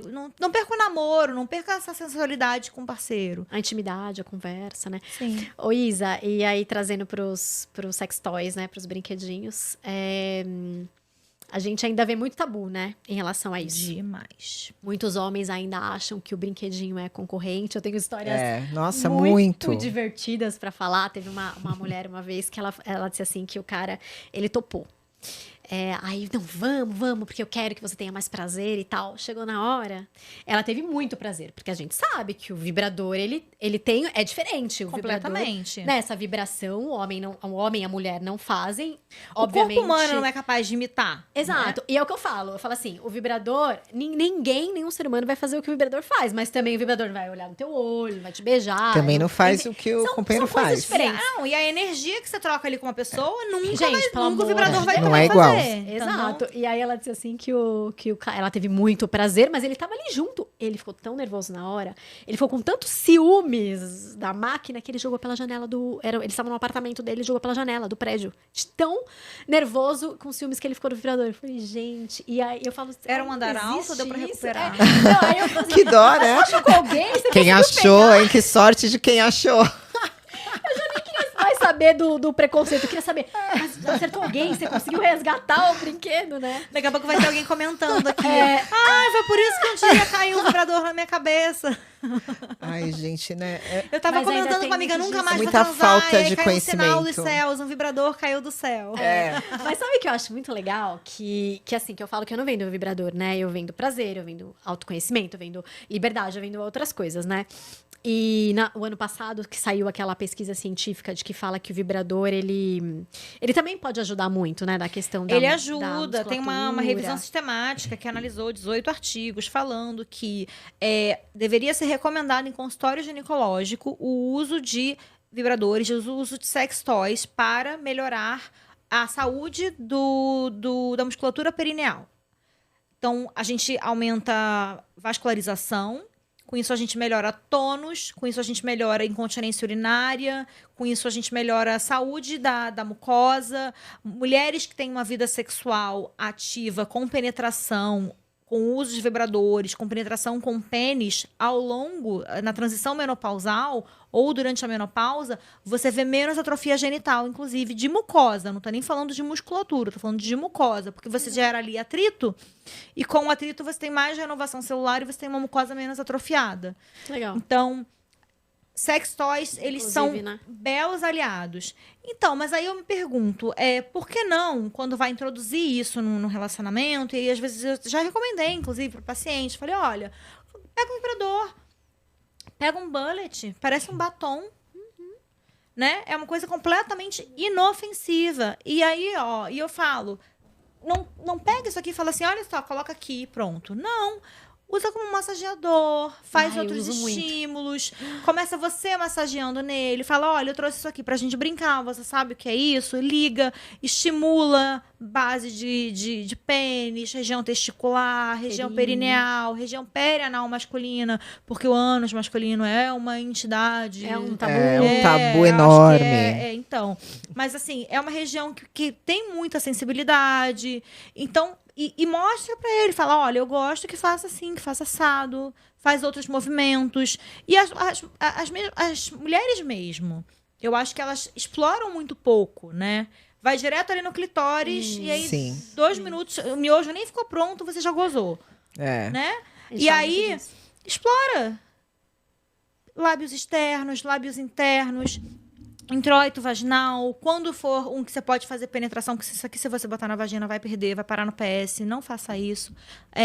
Mas coloca lá, faz um estímulo, região perianal mesmo. Tem mulheres que querem começar a ter relação anal, você tem que explorar seu próprio ânus antes. Você não aluga uma casa sem entrar na casa antes, amiga. Você vai na casa antes de conhecer, não vai? Então, você tem que conhecer o seu corpo também. Perfeito. Né? Você vai lá, conhece seu próprio corpo, coloca um dedinho, compra um plug anal pequeno, começa aos pouquinhos. Se você já começar com o pé na porta, não vai ser bom. E vai estimulando o corpo todo, né, Isa? Pro sangue e pra região, né? Tem muita mulher que tem orgasmo no seio, né? Sim. Em outros lugares do corpo, como a né? gente falou, dá pra ter orgasmo No com corpo qualquer todo. tipo de estímulo. Mas também não é pra você ficar se cobrando e falando, se dá pra ter orgasmo com qualquer tipo de estímulo, eu quero ter orgasmo com qualquer tipo de estímulo. Não funciona dessa maneira. Tem que ser com prática, tem que ser com progressão de estímulo, você tem que se permitir. Senão vão ficar as loucas depois mandando mensagem no Instagram, mas eu não tenho esses orgasmos. Não é uma corrida, né, para o Exatamente. E se orgasmo, você não é tem isso. orgasmo, Como a gente fala. de algum jeito, para também de querer ter orgasmo de todos os jeitos possíveis. Tem gente Se que não... frustra, né? Tem muita gente que se frustra. Começa, né? Começar com o autoconhecimento, começa a estudar um pouco, a ler um pouco, canais como os nossos, que fala sobre isso. E é uma verdade, porque não é uma corrida pro orgasmo. E tá tudo bem se você não tiver algum tipo de orgasmo. Você sabe que eu aprendi a ter orgasmo vaginal no comecinho que a gente fala do canal vaginal, os 4 centímetros ali, me conhecendo, me autoconhecendo com o vibrador, né? E não significa que todas as mulheres que fizerem isso vão ter, né? Mas hoje eu consigo ter um domínio sobre o meu orgasmo, sobre o meu prazer, por realmente explorar ali, e vamos pra cá, vamos ali, vamos conhecendo, e muitas vezes com o parceiro até facilita, mas não significa que só porque eu tive esse orgasmo, todas as mulheres vão ter, isso é super importante de falar, E não né? significa que você vai ter em todas as relações. E nem com o vibrador, Exato, e nem todas as vezes eu todos tenho. os estímulos. Perfeito. Perfeito. Até porque tem dia que você tá mais sensível para um tipo de prática. Tem dia que você não quer outro tipo de prática. E é assim que funciona. É por isso que cada vez mais a gente tem que falar sobre esse assunto, né? E vai como a gente acorda, o que aconteceu naquele dia. São muitas, né? São muitas questões nisso tudo. E até voltando um pouquinho pros sex toys, é bom reforçar, né, sobre isso, que não é um concorrente mesmo, meninos, que tem preconceito, porque a maioria tem. Não tem jeito. A maioria dos homens tem. Eu já vi cada coisa. Não é um concorrente, é um aliado. É para usar a criatividade, fazer coisas diferentes. É tanta coisa para fugir daquele script sexual que a gente estava falando aqui no começo. Tem tantas coisas pra gente. Né, e não quer dizer que porque entrou na rotina do casal, vai estar na rotina sempre. Todas as vezes, né? Isso é uma coisa muito importante, porque às vezes as pessoas têm medo de, mas aí se eu abrir a porta uma vez. Não é relacionamento aberto, gente, com. Entendeu? Ótimo. Não é, você não tá abrindo relacionamento, estamos abrindo relacionamento para máquinas. Não é isso. Agora só vai ter que usar máquina. Gente, pelo amor de Deus, não. Não, é mais uma. Adicionar mais uma coisa nesse repertório sexual. Não, e fora a vela que eu tenho, eu não trouxe a vela aqui hoje, mas que é maravilhosa, deliciosa. Tudo. Você faz um oral no corpo, mas não precisa toda a relação inserir. Inserir uma vez, pronto, agora já era, nunca mais vou deixar de usar, não tem nada a ver, né? Não, nem lubrificante, nem óleo de massagem, nem vibrador, sugador clitoriano, nada disso é condicionante. Perfeito. Mas uma coisa que eu queria chamar a atenção, que você falou da vela agora, é sempre usar coisas que são testadas dermatologicamente, comprar produtos em profissionais sérios, marcas conhecidas, porque eu vejo, outro dia peguei uma paciente que tinha usado aquelas bolinhas de introdução vaginal de procedência duvidosa, e ela foi toda feliz, achando que estava apimentando a relação, vamos tentar uma coisa nova. Ela e ele ficaram com dermatite. Caramba. Foi transitório, graças. A mucosa, ela se restabelece muito fácil, né? Então, assim, não foi uma coisa mais grave. Então. Mas, quando é testado dermatologicamente, quando você compra de uma marca confiável, quando você compra profissionais sérios, a coisa tem menos chance de dar errado. Concordo. E aí você não traumatiza também, né? Porque aí você vai oferecer de novo pra uma parceria um negócio de procedência duvidosa, você tá ali queimando mais uma oportunidade de colocar uma coisa nova, né? Esses dias eu tava nos eventos que eu vou e eu sempre faço o pitch lá, né? E aí eu disse assim, eu considero que o meu principal diferencial no que se refere aos produtos é a curadoria. Até depois elas vieram falar comigo, eu falei assim, gente, eu testo tudo, eu não vendo nada que eu não teste. Não significa, obviamente, eu falo assim, eu não posso garantir prazeres de ninguém, mas eu posso garantir qualidade. Gente, eu já comprei produto que era duro, que incomodava, eu joguei fora. Eu falo, eu vou perder dinheiro, tá tudo bem, mas eu não vou vender isso aqui, porque eu não conseguiria nem vender. Aí depois elas vieram falar comigo e falar assim, nossa, profissão boa essa sua testadora, né? Eu falo, mas isso é muito sério. Porque, obviamente, não é porque eu não tive uma alergia que outra pessoa não pode ter, mas eu compro marcas muito confiáveis. Hoje eu tô comprando só 2 marcas de produtos cosméticos sensuais por conta disso. Porque eu confio muito nessas marcas que são veganas, enfim, não testam animais e todos os ingredientes naturais. Então, isso é realmente muito importante. Tem muita coisa a ser explorada nesse universo da sexualidade e do sexo, né? Muita coisa. Nós estamos chegando ao final. Até eu ia falar isso agora. Até tem aqui uma primeira. Gente, se ficar muito longo, vocês podem me chamar de novo. Gente, sempre. Nossa, tem tanto assunto aqui que daria para aprofundar, né? Vários temas que a gente poderia aprofundar e fazer vários. Né? Muito. Mas a gente fez uma caixinha, né, Miguel? Nós fizemos uma caixinha de perguntas ontem lá no Instagram do Papo Aberto Pod. E veio aqui, eu vou falar a primeira pergunta aqui que veio para Isa, para ela responder. A gente até falou a maioria delas, mas a mas é legal, ó. Isa, é normal achar que a pepeca, né, foi o nome que ela colocou lá, né, está sempre úmida e com cheiro? Sim, super normal. Pepeca sempre tem cheiro. Vulva sempre tem cheiro. Vagina tem cheiro de vagina. Vagina não tem cheiro de flores do campo, de alfazema. O que acontece? A nossa vagina, o canal vaginal, ele é um canal de mucosa. E mucosa, assim como a mucosa do olho, né, a conjuntiva, assim como a mucosa da boca, ela precisa estar lubrificada. Senão, pensa num olho num dia seco. Não fica uma coisa mais incomodativa, quando a gente tá com o olho seco, não dá aquela coceira. Quando a gente tá com a boca muito tempo aberta no dentista, a mucosa não dá aquela repuxada, não incomoda. Então, é normal, sim, que a vagina tenha sempre secreção. Quando essa vagina não está sob o efeito de nenhum hormônio, por exemplo, um anticoncepcional hormonal, então, essa vagina vai passar pelo ciclo, né, hormonal do ovário. Quando a gente está na fase... acabou de passar a menstruação, a gente tem uma fase secretora do endométrio. A gente tem uma fase que o ovário está produzindo mais estrogênio. A gente está na fase folicular Gente, estou meio já... a gente tem a fase de maior produção de estrogênio. E aí, depois dessa fase... A gente está na fase folicular, não, desculpa, falei besteira, na fase proliferativa. A gente está na fase proliferativa. Então, nessa fase proliferativa do endométrio, a gente está com esse muco mais transparente, esse muco mais filante. E aí, depois, no meio do ciclo, quando acontece a ovulação, a gente vai ter a progesterona em maior quantidade.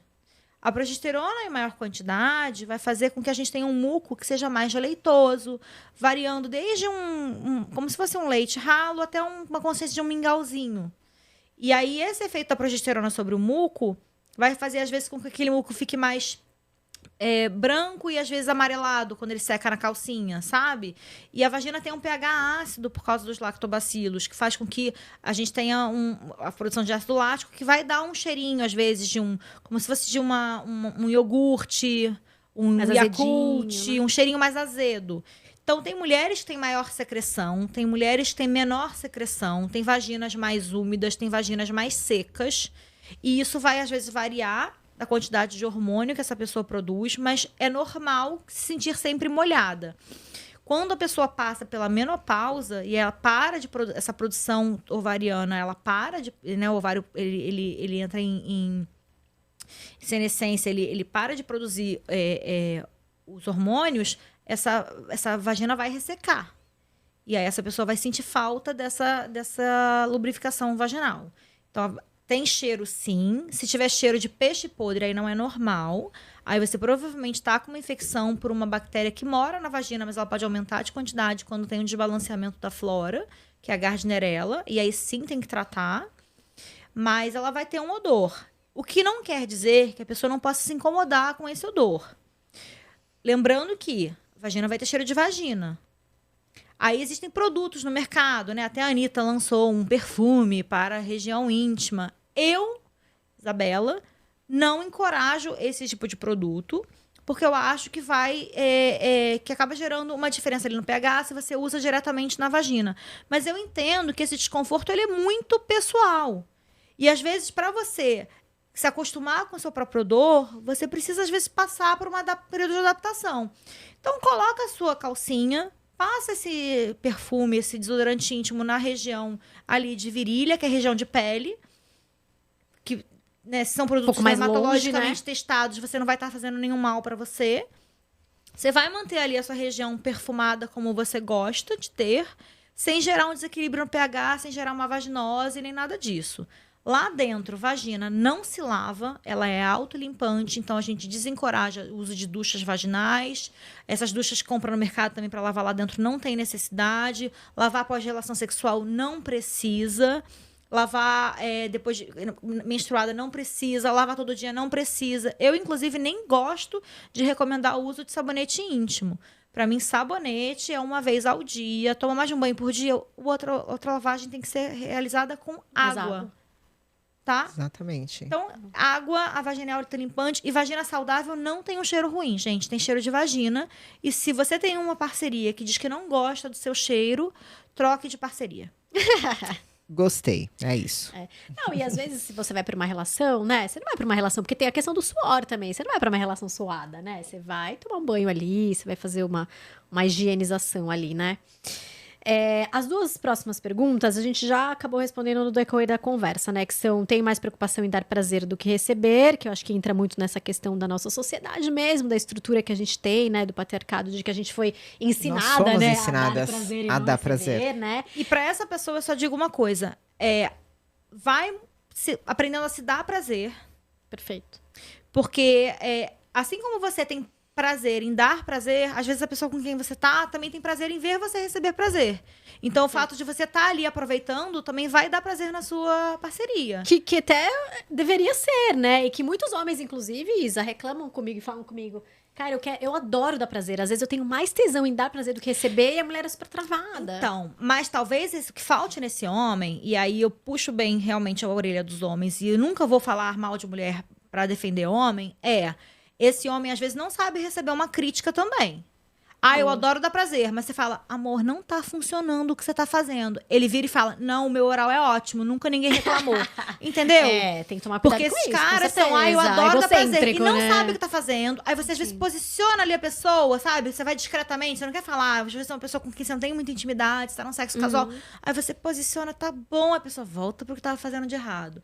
Aí você vai posiciona a pessoa, aí a pessoa Deixa que volta pro eu que tá de faço errado. do jeito e tá ótimo. Então, e chega porque uma hora que você fala, querido, lambe o que você quiser. Aí eu, Quer acabar logo, finge exatamente. orgasmo. Por isso que é importante não fingir orgasmos e falar que não gosta, porque tem muitos homens achando que estão arrasando, porque nunca ninguém falou pra ele que ele é muito ruim de Mas cama. homens aprendam a ouvir uma crítica. Tem que aprender.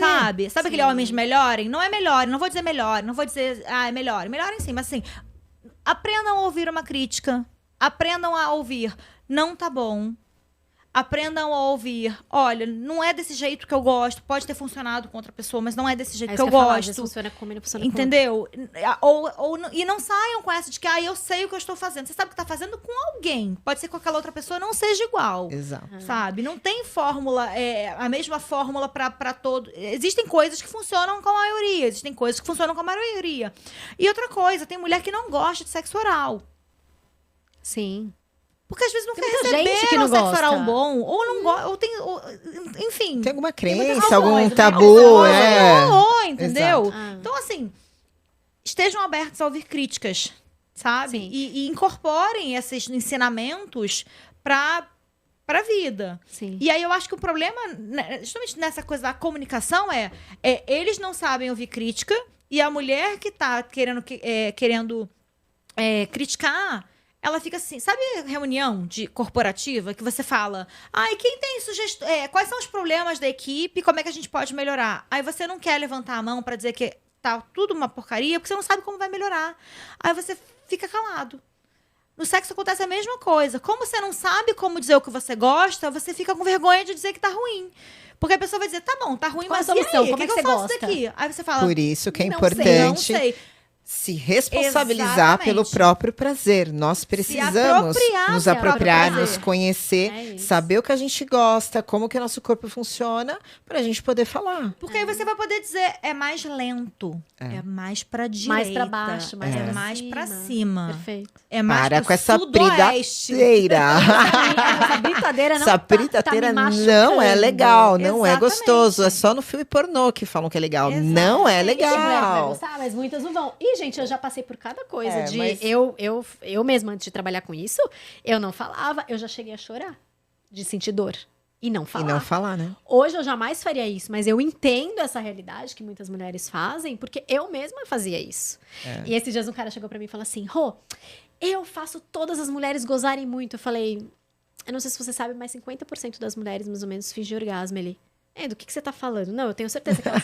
Falei, então, se abre um pouco, não ache que você é um cara fodão, você pode até ser, eu não sei, a gente nunca teve Não nada, deve mas ser. assim, mas assim, ouve também e não ache que porque elas estão falando isso, você, né? Porque também cada uma vai ter um prazer de um jeito ali. Se você replica com todas, pode ser que elas estejam fingindo. Não estou dizendo que sim, mas estou dizendo pra você se abrir um pouco e não ter talvez uma arrogância no sentido de achar que todas estão gozando loucamente, estão falando a verdade. Não estou dizendo que sim, mas estou dizendo que sim.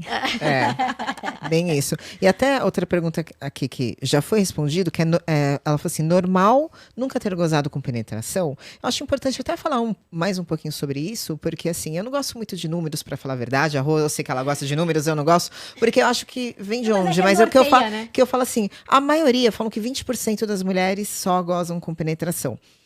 Mas É eu a acho que minoria. o número, quando você É dá a minoria, número, né? Você tá dando dados, sabe? Você tá dando... Porque tem pesquisas, Exatamente, né? você tá embasando aquilo. Isso. Quando você diz assim, Sim. porque a maioria sabe. A maioria sabe, sabe? Às vezes as pessoas usam isso até como pra poder propagar o que a maioria acha que sabe.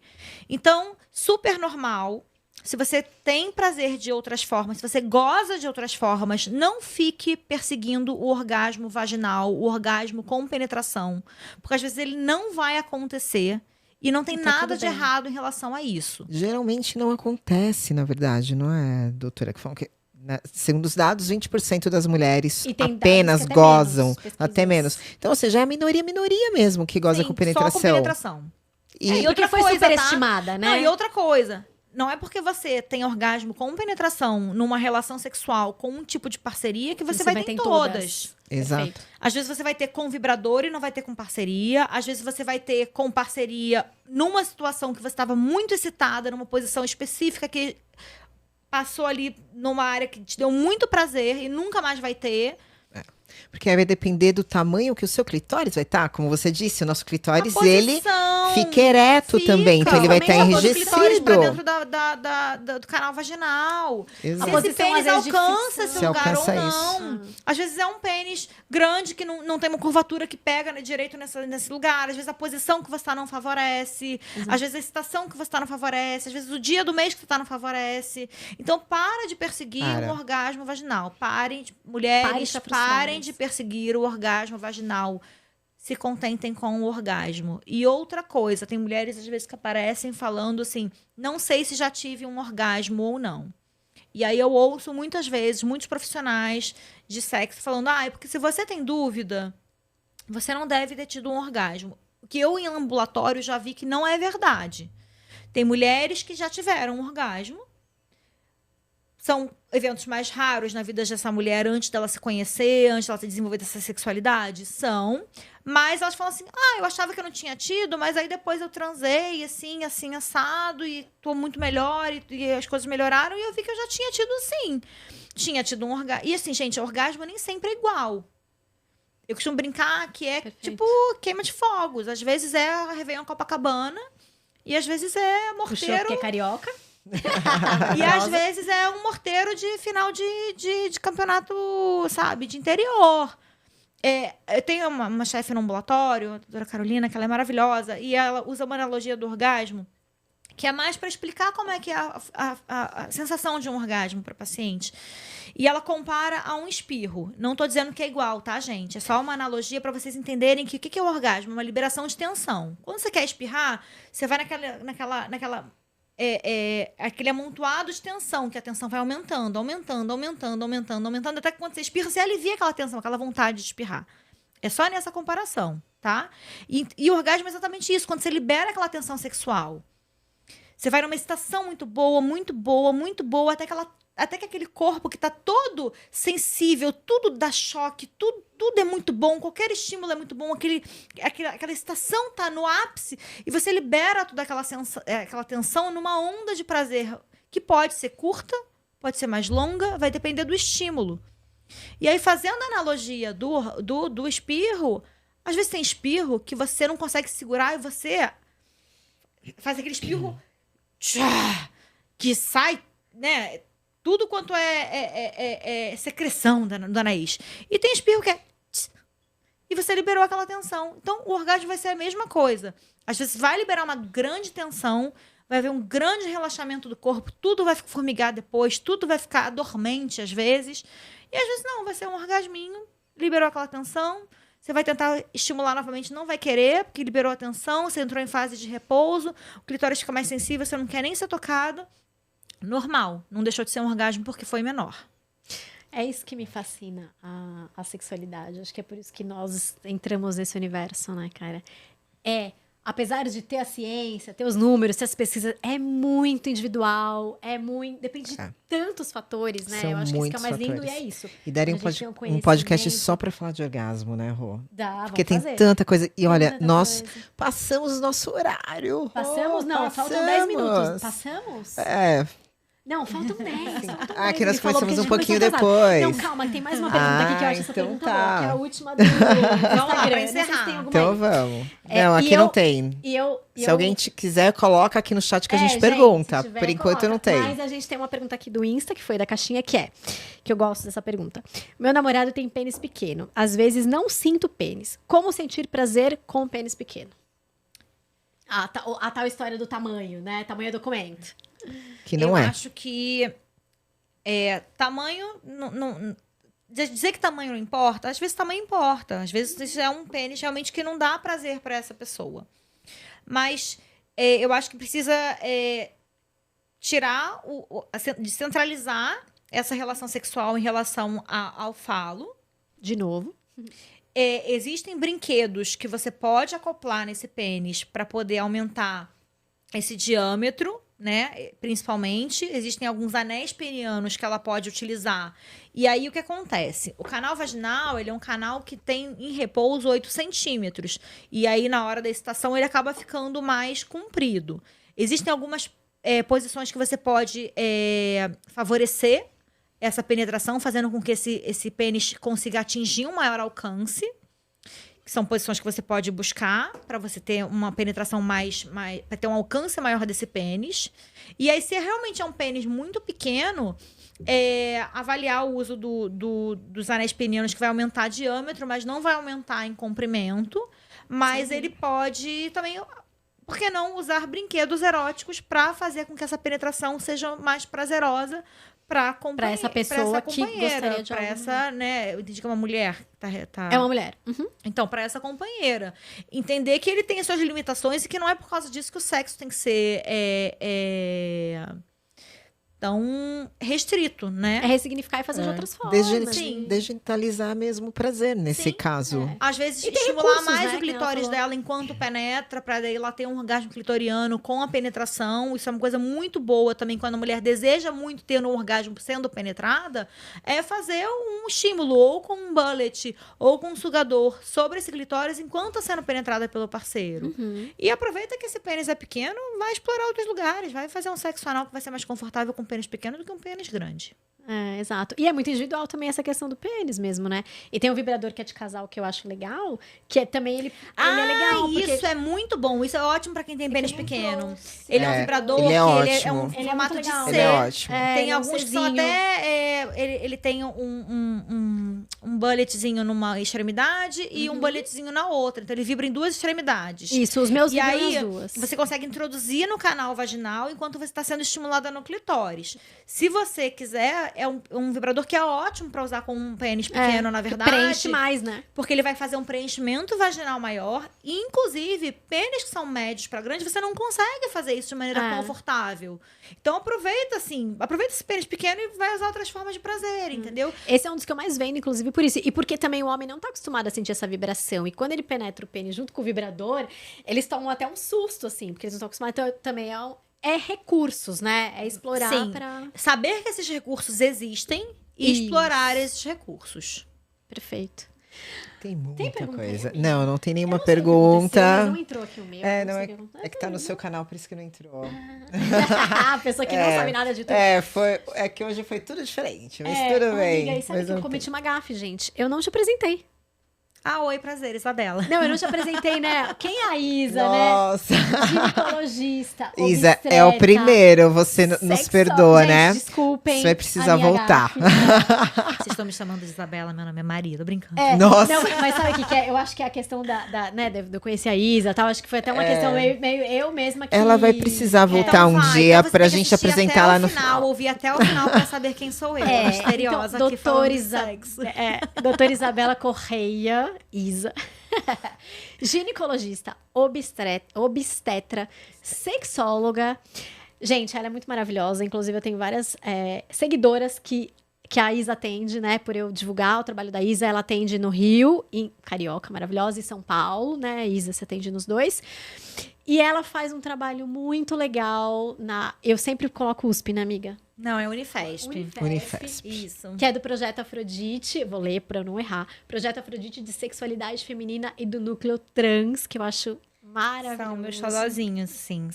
São dois voluntariados que eu faço com muito prazer, com muito Amor. carinho, que é na Unifesp, é um ambulatório de sexualidade feminina, né, que trata de funções sexuais femininas. É um ambulatório que eu sempre quis fazer parte. Quando eu comecei a estudar sexualidade, eu descobri que esse ambulatório existia. Eu falei, não, preciso rodar nesse lá. E aí eu entrei para fazer a pós-graduação lá e fiquei. E para quem está ouvindo a gente e tiver interesse em ser atendida, porque é um serviço que ele é pelo SUS, então é gratuito. As pacientes têm que procurar a UBS próximo de casa, na Unidade Básica de Saúde próximo de casa. Elas são inseridas no sistema CROSS, que é de regulação do estado de São Paulo. E aí elas são encaminhadas. E a mesma coisa para o núcleo trans, né, porque eu trabalho com população transexual, um atendimento multidisciplinar para a população transexual. Então, se você tem interesse em passar pelo processo transexualizador, fazer hormonização, a terapia hormonal, né? Ela também os encaminhamentos também são feitos através do sistema de regulação do Estado, do CROSS. Ai, lindo esse trabalho. Linda, maravilhosa. Isa, gratidão Isa. por ter vindo. Nossa Foi muito primeira especial, nossa primeira convidada. Muito feliz que foi você, que deu certo. Mais uma vez, muito obrigada, Rô, pelo convite. Eu adoro agradeço. falar desse tema. Passaria horas aqui Eu aprendo falando. muito com você. E é isso, assim. E eu aprendo muito com você também. Lindo ver a sua jornada. Lindo ver como Você você está acompanhou desde o trilhando esse comecinho. caminho. Sim, que você se achou realmente, né? Muito bacana. Muito legal estar aqui assistindo de camarote. Vivi, um prazer te conhecer. Prazer Tudo conhecer seu meu. trabalho. E, meninas, muito sucesso no podcast, tá? Mais uma vez, muito obrigada. Me receber, eu ter sido a primeira convidada, com muita honra. vou que eu tô chorar. aqui, tá? Muito Dá pra feliz. levantar e abraçar, A né? gente se abraça Tá depois, longe. Então, muito obrigada mesmo pelo convite. É sempre um prazer falar sobre isso. Ainda que a gente mude a vida de uma pessoa, Já valeu a isso, pena. já valeu a pena, Já Já valeu a exatamente. pena. Então é isso. Muito, muito obrigada mais uma Ai, vez. foi uma Obrigada, delícia, uma amada. delícia, gente. Olha, o Instagram da Isa é doutora, DRA, Isabela Correia. Sigam Sigam que é ela. maravilhosa. Ela atende Eu aqui em sou São suspeita. Paulo, gente. Isabela com S, um L só e Correia com I. Minha mãe tem um nome Isso. simples, mas complicado. Verdade, foi uma delícia nosso bate-papo. adorei, Muito bom, amiga. né, Rô? Tivemos Estreamos. perdidos no começo. Tivemos, mas estamos aqui, nada vai nos parar, somos imparáveis, né? A gente sempre Ó, dá um jeito. falei longe, né, do microfone. A Somos gente se imparáveis. A gente dá um jeito. É isso. Obrigada, gente. Por Gratidão vocês por estarem terem aqui com a gente. Assistido e até quinta-feira que vem. Quinta-feira que vem. Isa, obrigada. Isa, Um beijo, sucesso. obrigada. Obrigada, beijo.